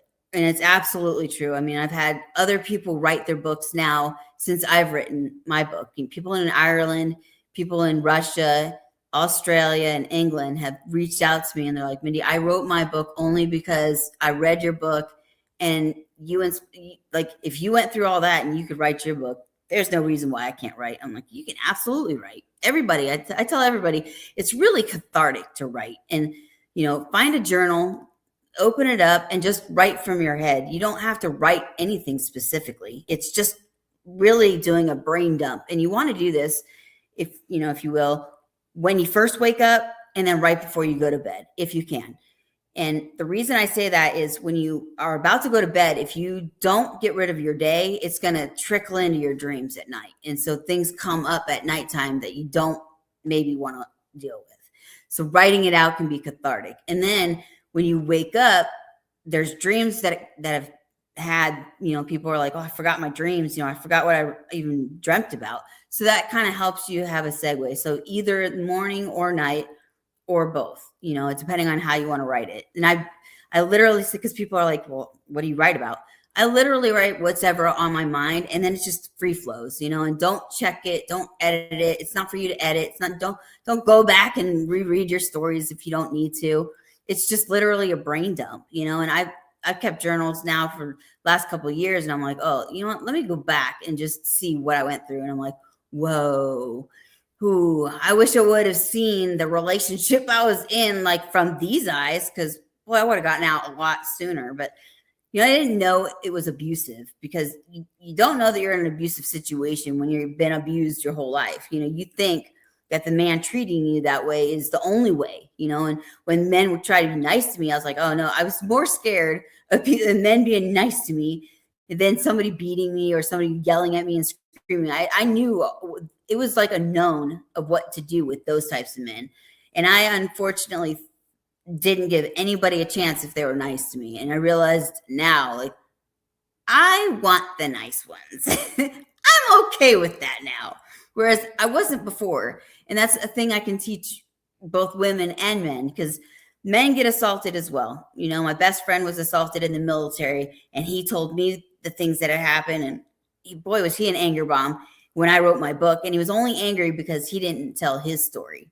So that's when I realized, you know what? Women aren't the only people that do this. So I'm going to reach out to men now. And I've had more men call me and tell me, like, hey, I just want to tell you my story. And I'm like, all right, you know, let me help you.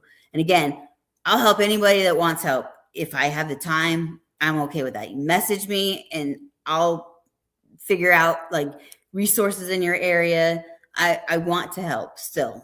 And everything I've done is pretty much for free. So, you know, people sometimes will donate money to me, and anything that they donate, I put towards my books to go to family advocacy centers and go to different police departments. So anything that I get that's not part of my nursing job will go towards helping other people figure out how to get help. Amazing. Yeah, that's amazing. We love what you're doing for the community. We do Men's Mental Health Month, episodes at least 2 or 3 times a year, and we always try to reach out and kind of give a voice for the men's side of things as well. So we love what you're doing for the community. It's always good to have other resources, and that's great. So towards the end, we like to do a segment called Hotbox Questions. Sure. We always like to ask if you're willing to play Hotbox Questions. Oh yeah, I'm always willing to play open question. All right. So we're going to, here in just a second, we are going to ask you a couple of questions, 2 from Mick, 2 from me. And then we have a special question coming up. But as Mick said, are you willing to play Hotbox Questions? Oh yeah, let's go. Let's do it. So Hotbox Questions are brought to you by Beard Apothecary. Hi, honey. Did you finally finish the Irish goodbye? Yes. Do you want to help me clean up? What's going on, fam? I dodged that bullet. So, hey, we just re-released our limited edition for St. Patrick's Day, the Irish Goodbye. This was inspired by our good friend, the shirtless wonder, Mr. Bernie himself. Going to be limited again. We ran out pretty quick last year. It is back. It is smelling wonderful. Get it for St. Patrick's Day. And whatever you do, make sure you give the boys a like, a follow, and a subscribe. Don't let the beard lick word. Stay metal, my friends. So not sure that Aldi knows about it right now or not, but hey, buddy, just like with Valentine's Day, it's not St. Patrick's Day anymore. You need to update your information. So anyways, go check out Beard Apothecary. If you've got a beard or if you've got some hair that's looking a little weird, Beard Apothecary is all natural. It's great stuff. We live by it.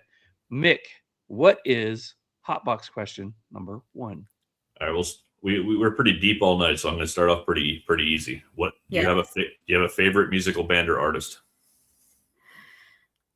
Favorite musical band.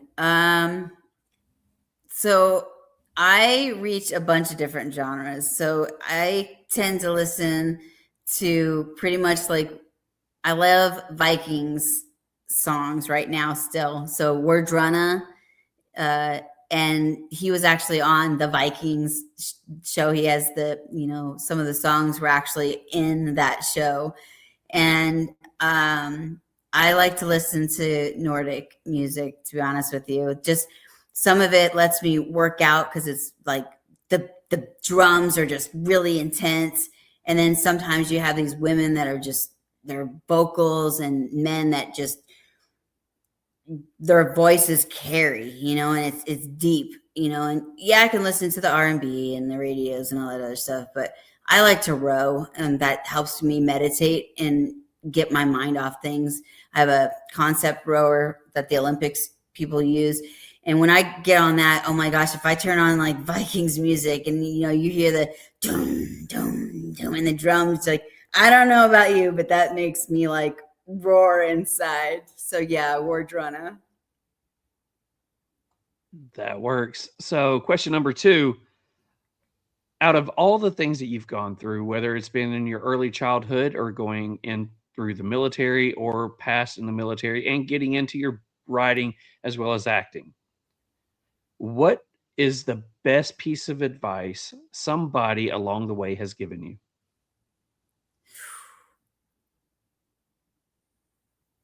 Well, I don't want to be like, never give up, because that's not the theory of like woo woo. But I would honestly say the biggest advice that I got was to look inside and never be afraid to look deep, because I tried to escape it my whole life. You know, I really genuinely tried to work and get out of doing therapy. So it's genuinely. So when the events of 2014 happened, it was almost like the universe literally stopped my world, and I was forced to look from within. And when I say Pandora's box opened, I kind of like to throw out a warning. Like, when you open that Pandora's box, be careful, because it doesn't close sometimes, and it forces you to really look from within if you choose to. I choose to look at it really deeply, and, you know, so that I can make a difference. Again, you know, if I figure if I'm dealing with an issue, there's got to be somebody in the world that's dealing with some of these issues. Maybe not all of them, of course. I would never want anybody to go like through a quarter of what I've gone through, but maybe I can figure out that lesson in it and teach somebody else with that lesson. So I would say look within. Love it. Love it. Yeah. Short but deep. I love it. It's definitely great advice for anyone. My second question was very much similar to Charles's question. So I'm going to skip on to another one here. So, if you could have dinner with any historical figure, dead or alive, who would it be, and why?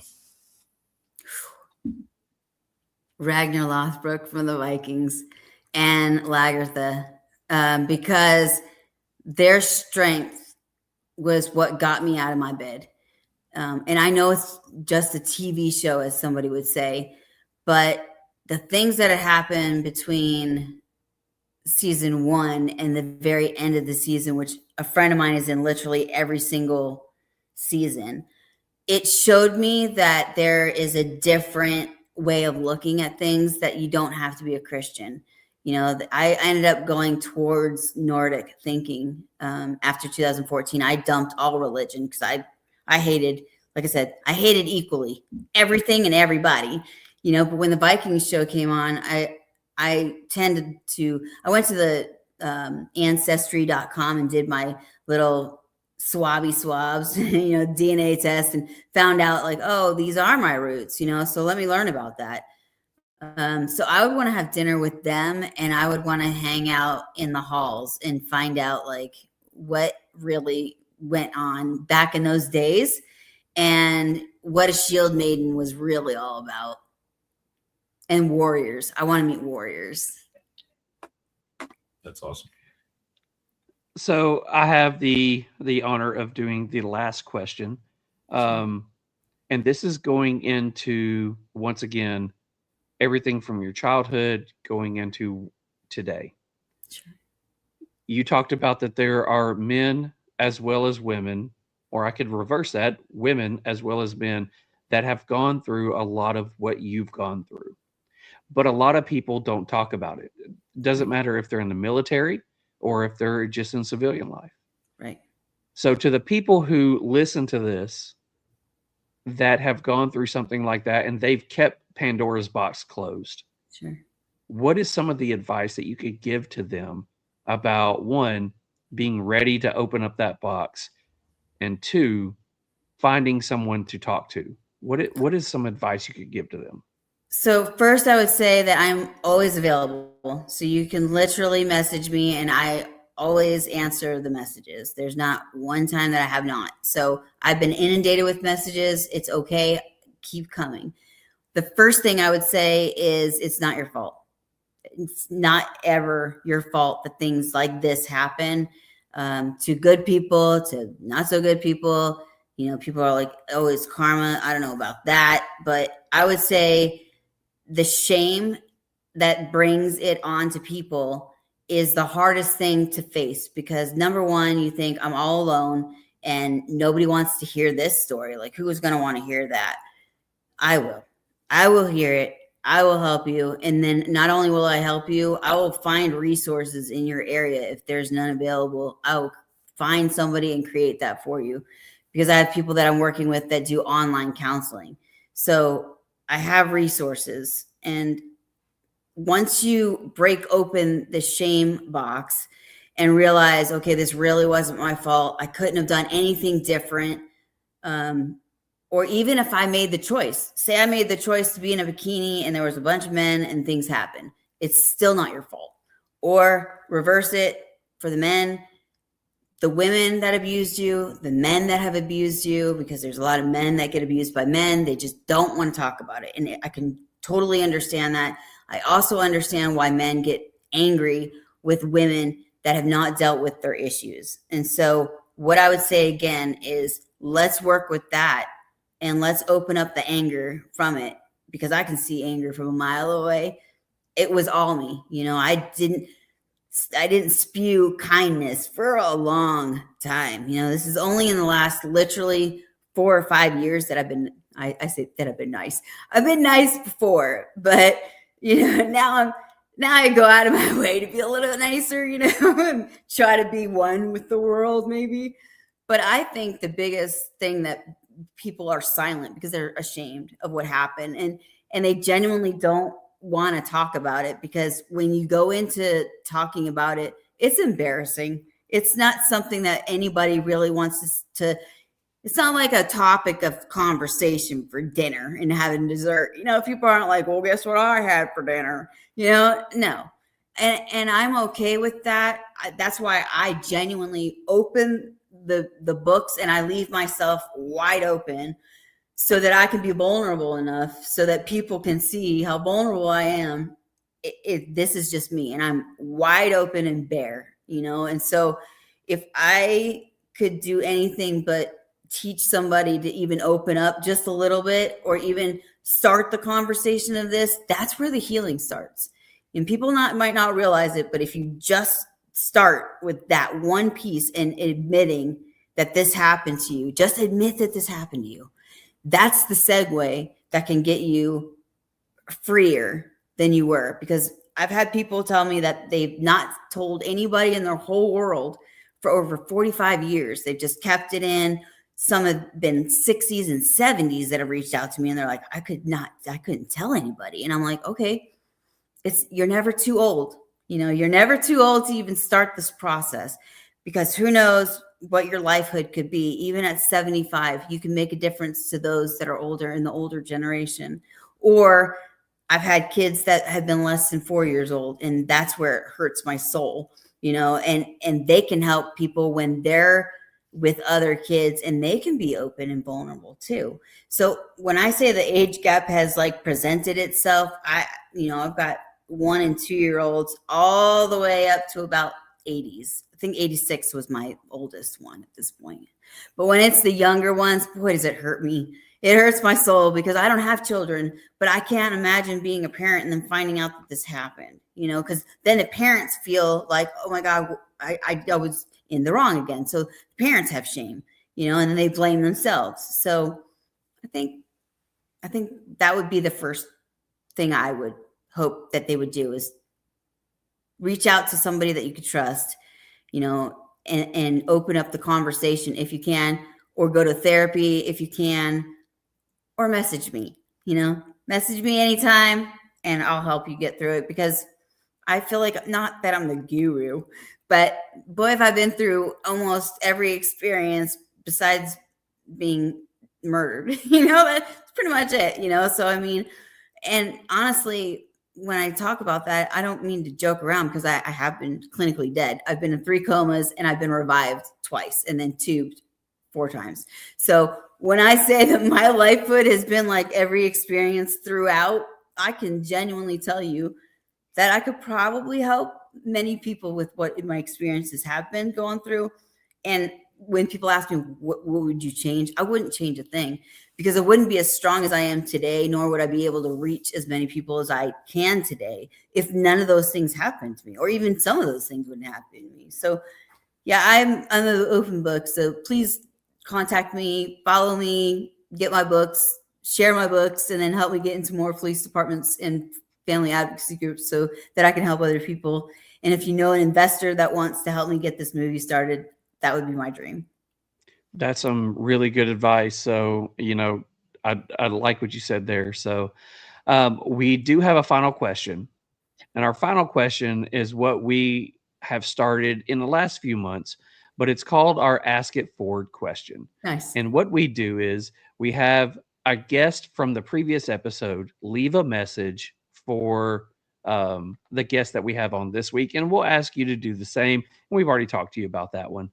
But before we go into our Ask It Forward question, our Ask It Forward question is brought to you by Southpaw Stogies. What's up, the Southpaw Stogies here? First, I want to just say thank you for supporting us and supporting the Real Smoke podcast. So next time you're in Lebanon, Tennessee, please be sure to come out and experience Southpaw Stogies. Got a great selection of cigars here, great selection of beer and coffee. And by the way, I just want to give another local shout out to Crown's Heads. Look at this beautiful band there. We've got them here at Southpaw Stogies. So we're here at 402 East Main Street, Lebanon, Tennessee, and stay smoky. That's Huge sweet. thanks to Southpaw Stogies. Mick, it's all up to you, bud. Yeah, so Karen Berger, pretty famous lady in the cigar industry, and our last guest for the Female Domination Month, she wrote a really nice question here. It says, as a woman who has worn so many hats, what advice would you give to others who are trying to find their voice and step into their power? What advice would I give women? Yeah, what advice would you give to others? Didn't really specifically say women, but others who are trying to find their voice and step into their power. So, yeah. I would begin by, again, looking deep within, writing what you want to achieve in the future. But then I would start with right now, because that's all we can do is one day at a time. You know, people want to look into the future, and that causes anxiety. And if you look in the past too much, it actually causes depression, because there's nothing that you can do to change anything that's happened to us in the past. So what I would say is get out a journal and start writing. And if you can seek out different types of therapy, that would be great for you as well. And if you don't even want to do therapy, or you don't even care about doing therapy, and you want to get some of this stuff out and you want to unload it, you can unload it to me, or if you have somebody that you can speak to, start bringing this up.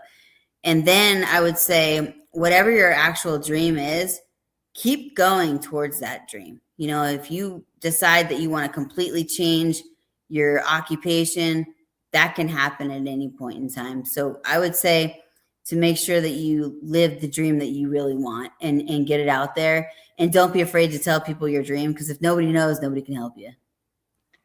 That's awesome.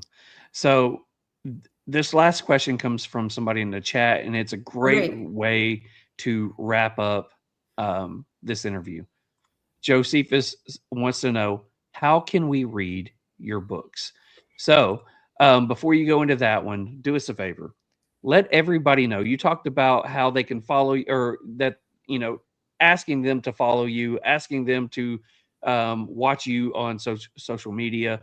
So let everybody know how they can find you on social media, all your social media accounts, websites, and how can they find your book? So you can find my book on Amazon.com, at Walmart.com, and BarnesandNoble.com. Most people have Amazon, so I would say go on Amazon.com, get Resilient Warrior, and then type in my name, Mindy Dougherty. And then also A Dragon's Voice for Children, Mindy Dougherty. That's how you can find my books. It's also now available on e-reader, because somebody reached out to me yesterday and said that they have a hard time reading, which by all means, I get that. So there's this new thing called AI, which it's probably not new, but it's new to me. So in my generation. So what he said he was going to do is put the book into ChatGPT and then have it read to him. I would love somehow, some way to get it on Audible so that people could get it in audio version. I don't know how to do that. I don't have the resources to do that, but if somebody could help me at some point do that, that would be great, because then people could hear it that can't read in different languages. So that would be great. But you can go on Amazon.com and get Resilient Warrior or Dragon's Voice. And then my handles are at Facebook. I'm known for my name, Mindy Dougherty. I think written over there, Mindy, and how you spell it. And then on Instagram, I'm known as Water Gypsy without the vowels because I'm a water therapist and basically a Watsu practitioner. So that's WTRGPSY. And that's on Instagram. And then on TikTok, my first name, Mindy Dougherty. If you're looking for business outlets, I'm on LinkedIn at Mindy Dougherty. And there's this new thing called Threads, and it's the same thing. It's Mindy Dougherty. Very cool. Now we greatly appreciate your time tonight, and we'll tag you in all the post-show promos and everything, trying to get this out. And for the people that didn't get to catch us live tonight, hopefully they can catch a replay. It's going to be on YouTube forever, so unless YouTube ever takes us down. But yeah, we'll tag you in everything, and we love your resilience and your story. I mean, the name of your book's absolutely perfect. I mean, it's you've been through so much, and yet you still have this outlook on life where you want to help other people, and that's I mean, it's all you can ask for, really, from somebody that's been through. It's amazing that you're pushing forward and really found your way to make a difference in someone else's life. So I greatly appreciate your time. Thank you. I appreciate you both for having me on. This has been great. And thank you again, Karina Owens, for giving me this opportunity and putting me in a space where I can feel safe enough to let you guys know, like, okay, here we go. This is the cigar world. So hope we're ready to smoke a cigar and, drink some bourbon or whiskey or whatever it is, so get a cigar, support these that's guys. The one thing that that's the one thing that we enjoy about this podcast is, yes, this started out as a cigar podcast, but it has grown into life and entertainment. So It's one of those things where, yes, before and after our guests, we're going to talk about a cigar, but as you can tell, we're going to sit here and we're going to enjoy a nice pour of something. We're going to enjoy a cigar, but we're going to enjoy talking with you. So tonight wasn't a cigar episode. It was a life episode. So that's kind of what we pride ourselves in. You talked earlier about, the friends that you've made with the Viking show and all that. If you've got some good friends that, you think would be good to be on here and would like to tell their story on whether they've got stories along the same line as yours or just about how they got through into acting and, were able to go over those struggles, send them out to us or give us some information. We would love to talk with them and share their stories as well. So, yeah, definitely. But I do want to say thank you so much for jumping on here. We appreciate it. We love the fact that the people in the comments were asking some questions, and we love the fact that, we've had so many people in the comments already reach out, say they've already bought your book or they bought the children's book. So thank you so guys for doing that. But thank you so much for being on here. Thank you so much. I really appreciate y'all. Thank you. It's been a great night. Thank you. Take care. It's been a great night. Have a good evening, and we will talk to you soon. Okay. Thank you.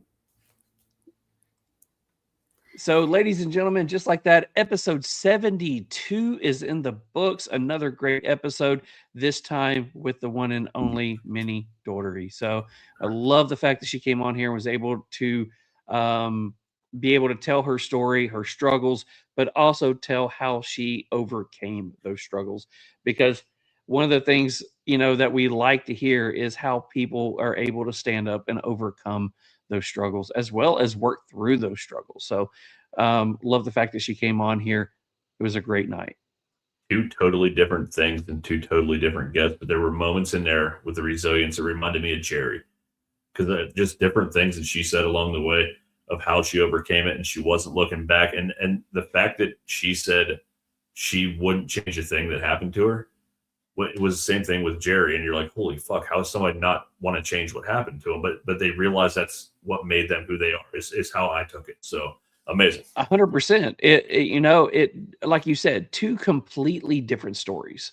You couldn't even line up their stories except for the fact that they had something inside them that allowed them to keep pushing forward, to not stop, to don't give up. And with Jerry, we see his stories weekly and we check in on him, and we kind of help push him along the way. But he told us in his story that there was 3 things that he wanted to do. He wanted to walk, he wanted to work, and he wanted to drive. Yep. He is walking and he's working. I know he's driving a little bit, but it's not what he wants. So it's that drive between, the people that we have on here that this Community, goes man. back to this goes into the mental health It sure part does. that we talk about. And, that's one of the things that we are so proud of is, people like to talk mental health. We like to bring it out there and talk about it with everyone. So, it's really cool. It's almost like coming back full circle. Yeah, I'm excited for our next mental health as well. Speaking of that, man, we got another special guest coming on. The first one that Doc's not going to be a part of, which I kind of feel bad, but it's okay. We'll bring her back eventually. But I'm excited. Oh, she'll be back. So really quickly in the chats right now, Uncle Mitch says, one of the best. Wow. Awesome. Josephus says, Charles looks extra smart tonight. No, Charles looks extra old and can't see his phone or the screener and has realized that I wasn't going to wear these tonight. I was going to wear them for the pre-show to get work done. But I realized it was so much I could actually see. So it worked out great. I saw you take them off, and I saw you go back. Took them off. I was laughing. I took them off. It was like, oh, this isn't good. Put them back on. I saw it happen. It was great. Yeah. And Uncle Mitch said, and you didn't freeze. Don't jinx us. It's not over yet. Yeah. That you do know that you said that the whole computer. We're gonna have another computer blow up. I'm just saying. Joseph says the lack of technical difficulties on tonight's show must have been great for your mental health. Great show, guys. Yeah. Josephus, what would you rate the show tonight? This is gonna have to be a thing we have to do now. And you started this, Josephus. You gave us an 81 last week. What was tonight? Gotta know. Give us a score for the show tonight. I love this one. This goes so into my childhood. So Rob Cigar Czar says Charles Wow Thing Roof. Yes. Oh yeah, I love it. Yes, it's comment my of the wild night. comment of the night. It's my Wild Thing glasses. Love it. Uncle Mitch says, "Welcome to Senior World, Charles." No joke. I told my wife when she came out here earlier to have a cigar while we were doing show prep, and she stayed out here most of the time. And she looked at me and said, "Wow, you have glasses on tonight." And I said, if you don't know the struggles that I've been going through at work with reading and doing paperwork, I've been wearing glasses for the last month. And when I came out here and started getting on my phone to start editing stuff for the pre-show, I couldn't see crap. And it's like, okay, grabbing glasses. So yeah. The wife's always making fun of me. I have my phone out here and I'm like, it's coming. That's what I told her. I was like, I had my phone out here trying to type and do stuff. And she's like, yeah, that's bad. I don't need Josephus gives an official arms. Score. He gives it a 92. Wow. So what did he score us last week? 81. 81. And he gives us a 92. Okay. We improved. Huge thanks, Josephus. Thank you. So we do have a couple of things left to do on the agenda tonight. We do have our cigar review to do. We have prizes to give away, and we do have some Meanwhile in Memphis. So I think we should go ahead and roll through these. So tonight we do have a cigar review to do, and tonight's cigar review is brought to you by Cigar Army. Tonight's cigar review is proudly sponsored by Cigar Army. The Cigar Army is a community brought together by their shared love of cigars, but bonded by something much deeper, their mission to give back to those in need. Through Operation Give Back, they honor the courage and dedication of our military and first responders, both active and retired. Their bravery and selflessness make the freedoms we enjoy possible, including this very moment to sit here, share a cigar, and connect with our Real Smoke audience. Every puff carries a story. Every draw is a tribute to their sacrifices. This isn't just about cigars, it's about gratitude, about compassion, and about giving back to the heroes who shaped our lives. Join them in the mission to make a difference, one cigar at a time. Check them out on Instagram at Cigar Army 3 or search Cigar Army on Facebook. Together, we can turn our passion into purpose. huge thanks to Cigar Army for all that they do. Hey, Mick, Yeah, but doesn't Cigar Army have something coming up really soon? they do. I should have that printed off somewhere, unless you have a graphic for it. I do That'd be not. great. Not yet. I will for next week. You want me to read something off? I can find it real quick. Yeah, go ahead. So, if you know, Cigar Army is known for giving back, whether it is for military efforts, whether it is for their Toys for Tots during December. This time, they have a new one that they're doing, and we're going to have them on in a couple of weeks to talk about it. We do on a Monday. On a Monday, we're going to do a Monday show. So, Mick, do you have that information? I do. If my phone would stop circling and actually open, that would be phenomenal. Good luck with that one. Yeah. Technical difficulties. Thank you guys for giving that to us. Jinxed me. Yeah. So the Cigar Army presents a fundraiser for Support Our EMTs. It's a premium. I don't think that's spelled right. Maybe I just can't read. Primum non nocre found. Is this English? Somebody's got to correct me on that. It's Mickanese. Just keep going with it. And yeah, so it's in New Windsor, New York. It's a live event. There's going to be a bunch of giveaways that day. You can't make the event. They're accepting donations, monetary donations at PayPal Cigar Army or Venmo Cigar Army. It's a business account. Yeah, it's $70 a ticket. That includes beer, water, soda, high noons, food, one cigar, and there's a cash bar available. So even if you can't, you want to donate something to it, get with Frank, get with us, Cigar Army. They're always giving back, man. They find great ways, and I'll let them explain that a lot better than I just did. I don't even know what I was reading there for a minute, but great stuff. They do a great job. So what we can try to do is what we do always for the Cigar Army is once I get more information and get the logo and stuff like that, we'll try to create a Real Smoke version of that shirt. And it won't be anything that is like what they do because we don't want to jump on their toes. We want to do something that is, Real Smoke appropriate. So we'll do something like that. We'll put a t-shirt on our Bonfire account. That way you guys go purchase that shirt. 100% of all the profits we're going to give to them and their fundraiser. So again, if anytime that you go buy something from Bonfire, we literally make $4, maybe $5 off of it. It's not about us making money off the shirts. It's all about us getting and promoting whatever brand that we're doing. We've done Cigar Army a couple of times now. We've also done something for Smokers Abbey in Memphis. So we love to be able to give back. We know it's not much, but it is at least something that we can do to get that name out there and give back to the charities that support us. So that Christmas one sold really well. So let's Christmas do it again. one did very well. Very well. All right. So cigar review. Do you have your review ready, sir? I do. I am ready for this. So all right, let her rip. Tonight we reviewed the Catelli Box Air. It was the Toro Box Press 6x52.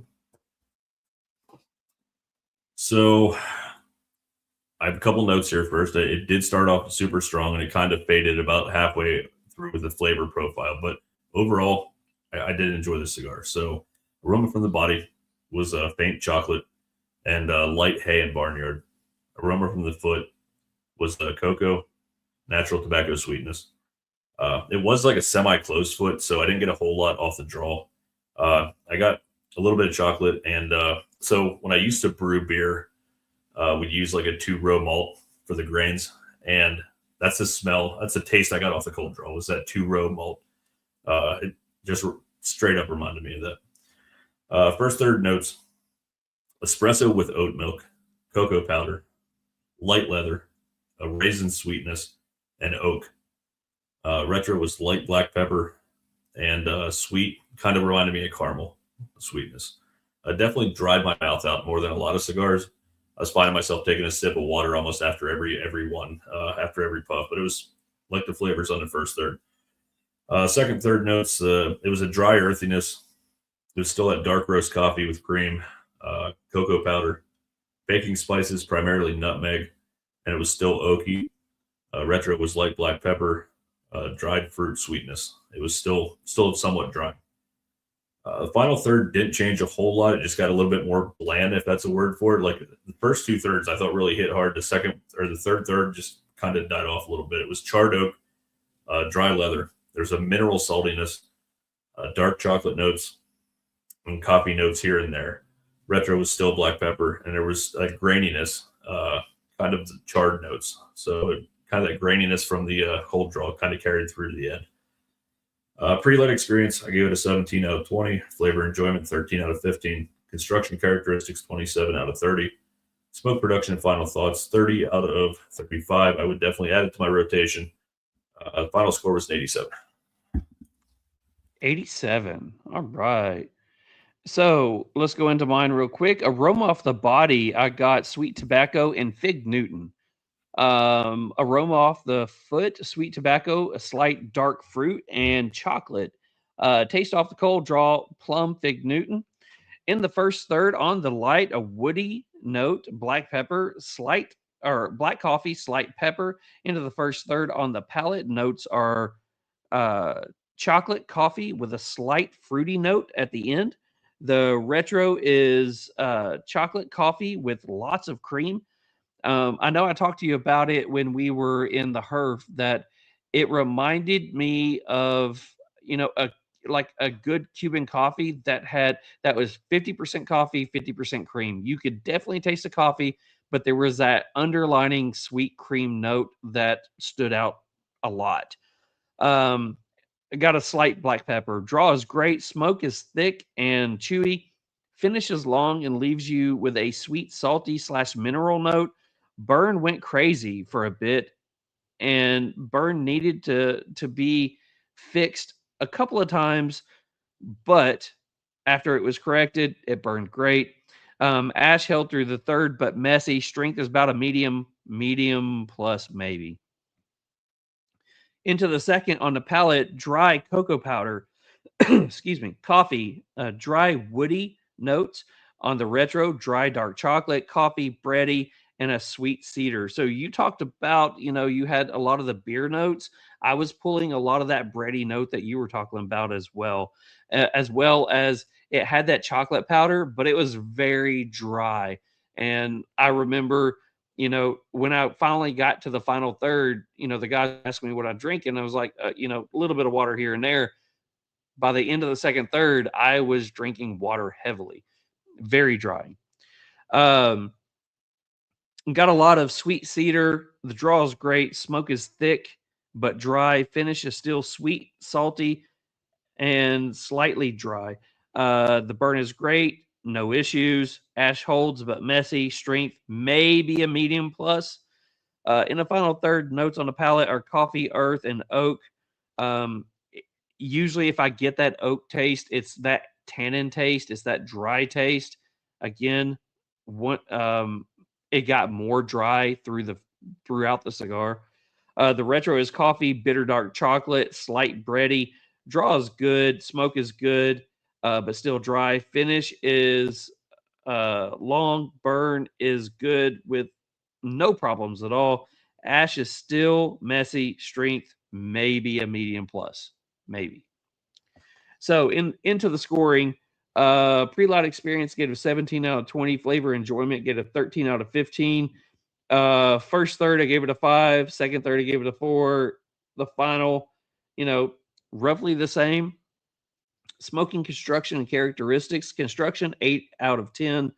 Draw, a 10 out of 10. The burn, an 8 out of 10. Smoke production and final thoughts. The smoke texture, gave it a 4. Good. Overall experience, gave it a 17. Would I smoke it again? I would add it into my rotation every once in a while.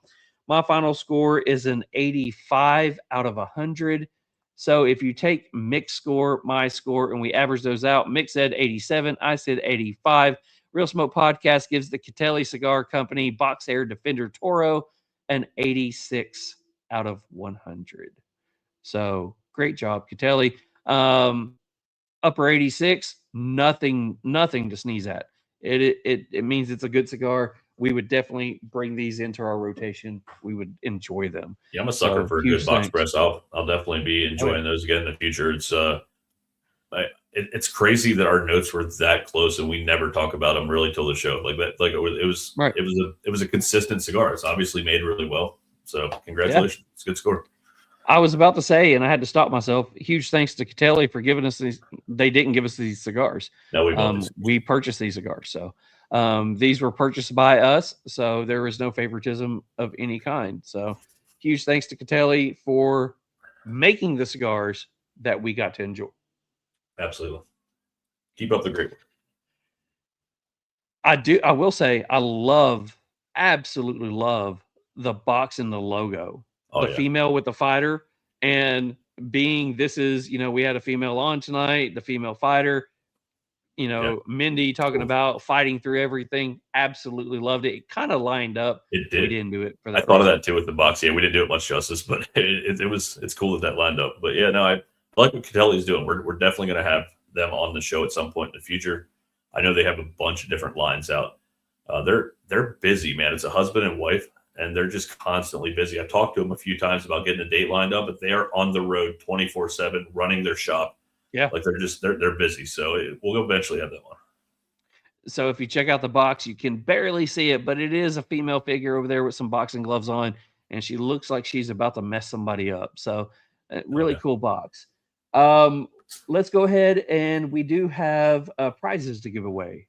We have two $25 gift cards from the Cigar Vault Oakdale. I know you was waiting for me to say Beard Apothecary. Hey, John, we need some giveaways from you guys as well. Just saying. But let's go ahead. Tonight's prizes are brought to you by Haze Gray Cigars.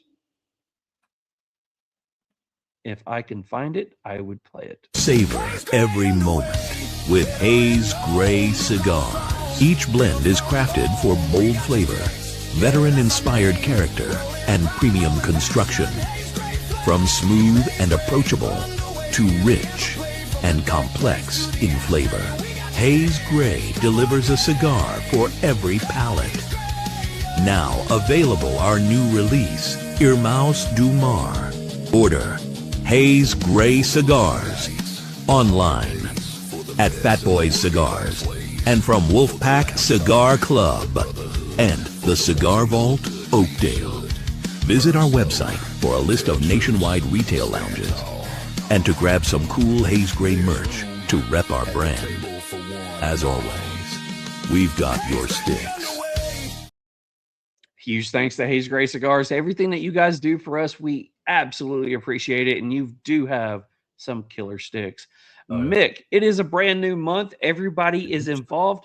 But really quickly, we did have Josephus reach out. Let me see if I can find that one really quickly because they have been talking in the chats. Josephus says, if I win, spin again. I only entered for the algorithm tonight. Good luck, everyone, except Rob. He don't need to win. He don't need no luck. So let's do this. Okay, Josephus.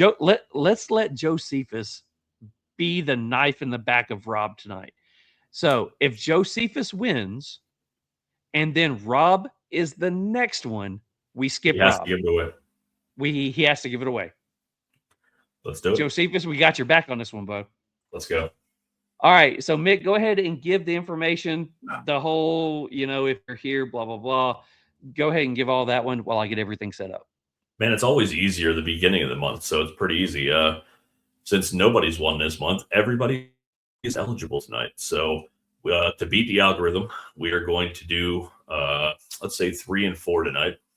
Whoever wins on 3 and 4, even if you don't see your name, we are promised, we've asked 100 times, even if you don't see your name scrolling through, it's in there. It's in there every single time. So, yeah, I mean, it's about it. It's a new month. I don't have to list anybody that's already won. 3 and 4. Just to annoy you, I'm going to get this in. Okay. So you said 3 and 4, right? Yeah. You don't want to do 6 and 7, do you? You want to go that far tonight? No. Neither do I. Get the fuck out. All right. So 3. All right. So here we go. Remember, we are going to spin it 3 times for the first one. If you are the person's name drawn number 1 or 2, you do not win. If you do see on here, we do have, it is for episode 72 with Mindy. We do have hashtag Real Smoke, and exclude winners when doing multiple draws has been kicked out. So if your name does come up, it will come up again. So here we go. Draw number 1. You have to be live. You have to be live to win. You have about 30 mixed seconds. And those mixed seconds could be a minute. It could be 15 seconds. Get your ends up. You don't win, buddy. Sorry about your luck. Going to number 2. And I see a bunch of new ones in there, bro. There are a bunch of new ones. A lot of new ones. Angel, you are non-winner number 2. So here comes number 3. And once again, if it is Josephus, we will spin again. If it's Rob, he's out of luck as well. Here we go. This could be your winner right here.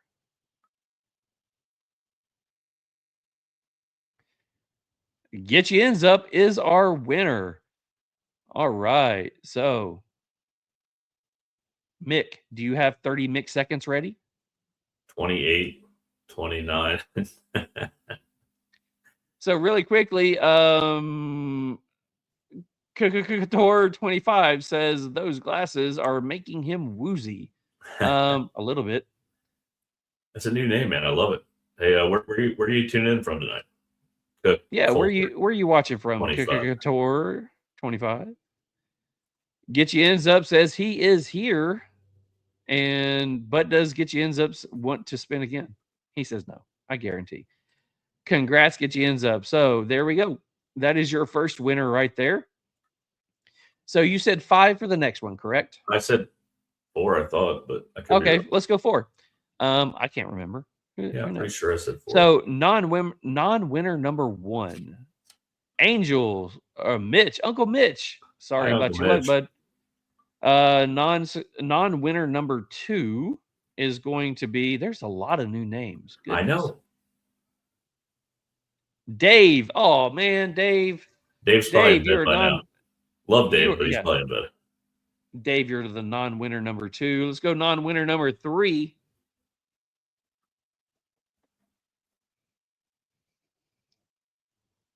Woolly Worm. Hologram, you're non-winner number 3. Let's get one of these new names. I'm almost willing to say we need to do at least once or twice that we need to pick a new. We'll roll until we get a new name. Yeah, we should probably do that real soon. Speaking of it, here we go. Wait, this is GC Gabriel 9833. Not sure if your name, but are you here? I think GC Gabriel 9833. I think it's a different account. Is it? I think. Or is he logging on multiple accounts? Or is it a different Gabriel? I don't know. So CC Couture 25 says, I live in Boyd, Texas. I just down here for work for this week. Okay. He Nice, doesn't man. talk like that. Well, welcome aboard. Like, come back, man. Like, we love it. So GC Gabriel says he is here. Are you the Gabe that we know, or are you a new Gabe? And if you're a new Gabe, where are you watching from? I think he's wearing a mask in the thing. He might be here to hold us up. I'm not sure. It might be a Meanwhile in Memphis episode coming. Are you from Memphis? Just asking. We do have a lot of It's a new Gabe. congrats. It may be a new Gabe. He is here, so he does win. I would love to know if it's a new Gabe or if it is the Gabe. Gabe says, I'm hologram too. Really? Thanks. I was excited for a new guy. I was hoping for a new guy. Hey, Mick, prize number 2 next week. By the way, hologram, you know what to do. Do things. Send Mick all your stuff. So let's do next week, just for giggles. Next week, we draw a normal 1. Yep. And then the second one, it has to be somebody new. You've never won from us before. What do you think? I like it. I think at least once a month once a month or every other show we need to do that. We need to get the new people involved. Get them come back. I'm thinking every week, but okay, cool. If we can get new people watching live every week, I think if we get new people watching the replay every week, but live, it's a little tough. But we'll try. We'll try. All right, so congrats to our 2 winners. Hopefully next week we may be able to get some more on. Maybe next week we get a couple of more prizes. We shall see. I guess we got the final thing to do. We do. and it's a little effed up tonight, but I'll explain that in a minute. Oh no. All right, so we do have Meanwhile in Memphis to do tonight, and Meanwhile in Memphis is brought to you by Brooder Cigar Accessories. Listen up, Perf heads. Is if your cutter feels like a toy and your gear's got no soul, it's time to level up. Brooder Cigar Accessories, 100% American made. Veteran owned, built like a tank, passed down like a rifle. This ain't mass-produced junk, it's the heirloom collection. Precision built with grade 5 titanium, magnetic steel blades, magnetic action, and inlays so clean they'll make your humidor blush. Check out the Heirloom Ambassador, a semi-custom raw titanium anodized finished cutter with exotic woods like Purple Heart and Bolivian rosewood. Or the Heirloom Elite, a fully customizable cutter with Cerakote, abalone, two-tone layouts, every detail dialed in. Each piece is serialized, built with pride, made to outlive you. So if you're tired of plastic cutters and flimsy lighters, go check out Brooders. Hit their website. Get something that matches your smoke game. Brooders, where legacy meets grit. And if you haven't seen them before, here they are. We do have the customized Real Smoke Brooders. Beautiful. With the fancy gold diamond in the middle. If you don't know who that gold diamond's for, what rock are you living under? But tonight, using the fancy Brooder cigar cutter to light both of my cigars tonight. Love It's time for Meanwhile in Memphis. Meanwhile in Memphis, it's happening again. Meanwhile in Memphis, the sky turns wild. Stray gators and pools running free and wild. Some guys wearing mud boots with a suit on trial. Meanwhile in Memphis, let's stay here a while. All right, so Meanwhile in Memphis, buddy, what do you got for us this week? So I'm a little bit light this week because, as I mentioned, I've been training all week, and that means I didn't have time to look up or print off most of my normal stories. And I will say it's been kind of a slow week in news down here, but I'll have this one for next week. I'm giving everybody a little teaser. Pooh Shiesty is again in the news, all over the news. The rapper Pooh Shiesty that I talked about before. I mean, what a great rap name. Who doesn't love the name Pooh Shiesty? His dad's house was just raided 2 days ago. He just got arrested for like holding somebody up because he wouldn't let him out of his contract, and then he got him for kidnapping as well. So there's this big story coming, but I just like saying Pooh Shiesty, so that's why I brought that one up. But I'll bring it up next week. Just giving a little intro for next week. The second story, it's not even really Memphis; it's just south of Memphis. This was sent to me last night by our brother Big Al. If you're not checking out Howlin' with Big Al, you should be. But Big Al sent this to me, and he goes, maybe Meanwhile in Mississippi. So I'm actually going to use it. A Horn Lake man convicted of unnatural intercourse act involving a dog. That's what she said. Yeah. I mean, Give him that hawk too and spit on that thing. it's just, and trust me, I'm not making fun of this, but like anything involving dogs or kids kind of fucked me up, but I figured it was worth, he sent it to me. It's kind of good. Hernando, Mississippi, a Horn Lake man has been convicted today after pleading guilty to a deeply disturbing criminal offense involving a family pet. This man, 27, entered a guilty plea today in DeSoto County Circuit to one count of unnatural intercourse. The charge stems from an investigation by the Horn Lake Police Department after this man's then-girlfriend discovered a video on his phone depicting him engaging sexual acts with her dog. It goes into more than whether it's kids or dogs, I'm just saying. Exactly. There's only one sound you should hear. 100%. The attorney said, this is one of the most disturbing and depraving cases that my office has ever seen. If he says that after 27 years as an attorney, this dude doesn't even deserve to make it to the fucking, I'm having a little bit of an issue with it, but pretty fucked up. Like I said, I wish I kind of almost wouldn't have read it, but I did, so I figured I'd share it with all of you. So for my last little bit tonight, so remember for a while I was doing a little bit of a bit with, can you figure out what this is, or do you know the story behind it kind of thing? Yeah. So do you know why cornflakes were originally invented by Dr. Kellogg? Yes. Did you see it Go online for it. recently? Because that's where I found it. No. You actually know this story? Trivia night at one of the local bars. Just Okay. happened to guess it. Okay. Go for it. Kellogg's was originally invented by cornflakes was originally invented by Dr. Kellogg. He believed in a strict vegetarian diet, a bland diet to minimize excitement and reduce sexual arousal and masturbation. Cornflakes were invented in the late 19th century by Dr. John Harvey Kellogg as a bland, healthy, easy to digest vegetarian food for patients at the Battle Creek Sanitarium, aiming to promote a biological life and curb immoral desires. They were created accidentally when cooked wheat, later corn, was left out, dried, and then flaked. He was hoping that this would fully stop the problems they had with masturbation at the sanitarium. I was like, what? Cornflakes? So yeah, not a lot of Memphis tonight besides Pooh Shiesty. I had to stick it in there one more time. So yeah. Wait, what was his name? Pooh Shiesty? Pooh Shiesty. Isn't it fun to say? That's a great name. I love it. I feel dirty when I say it. Next week, be ready for a good Pooh Shiesty story. All right, so let's break into the comments really quickly before we roll things out of here. A slow week in Memphis is a news story itself. I know. 100%. So P-Back says a hell is going to break loose tomorrow.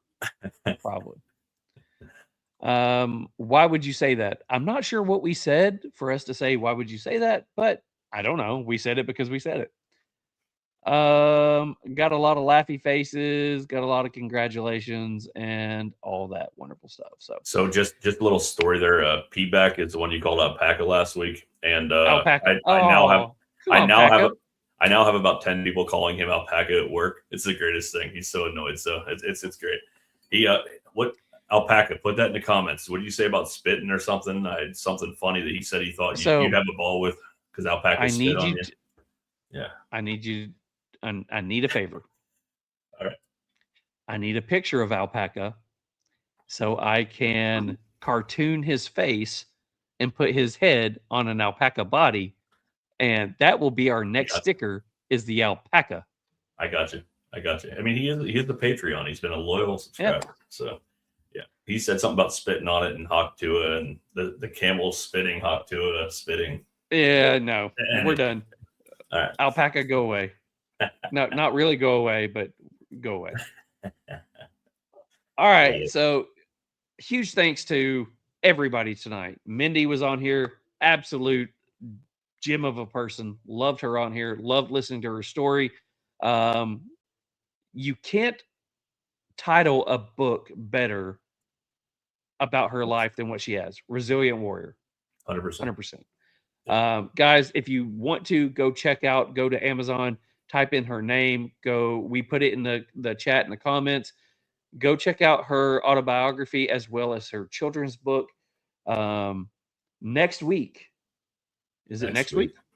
Next week we have HDA, Zach and Andre and Zach. So we're going to be smoking. Yeah, appearance number 2. We're going to be smoking one of their cigars. And I do think that they're probably going to tell us some new stuff that may be coming out. Maybe. Who knows? Yeah. We know that PCA is coming up. So that's usually what people like to do. So we're going to have them on next week. It's going to be a good show. Thanks for everybody in the chat. Congratulations to all the winners. Next week, we're going to do some of our winners different because we want to start highlighting some of these new people. So if you have won, we're going to let some of our regulars win the first prize. We're going to highlight some new ones in the second prize. So huge thanks to all of you for jumping on here. Mick, you want to close us out, my friend?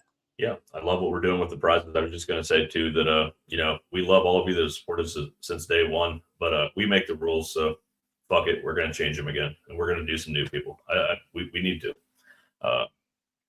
No, man, I couldn't have said it much better. I loved it. Loved the story tonight. I love that we're doing what we said we were going to do and expand in 2026, man. We said we were going to get out there and not just do cigar brand owners. We want to be more than just a great cigar podcast. We want to be a great cigar podcast, a great podcast. And I think we're on our way to that. we're really got some amazing guests coming up over these next couple of months. So, no, man, a great night again. As always, loves hanging out with you and doing this, man. And we'll do it again next week. But yeah, take time this week, smoke a great cigar with someone you love, and see you next week. HDA next week, guys. We will see you in a week. Peace. The smoke is thick, the air is tight, cigars are lit, oh what a sight. Pour the whiskey, tequila too, this one for Mick and Charles and you. Thank you for tuning in. The Real Smoke Podcast makes us all grin. You light us up, you keep us strong. Cheers to you, we raise the song.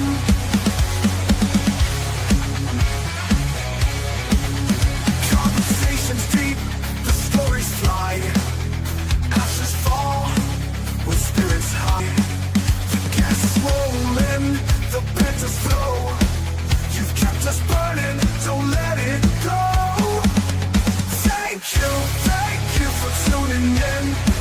The Real Smoke Podcast makes us all grin.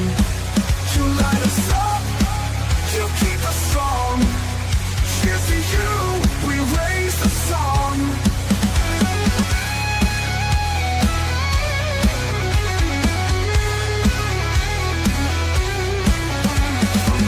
From the flame to the end of the night, you're part of the glow, you're part of the light.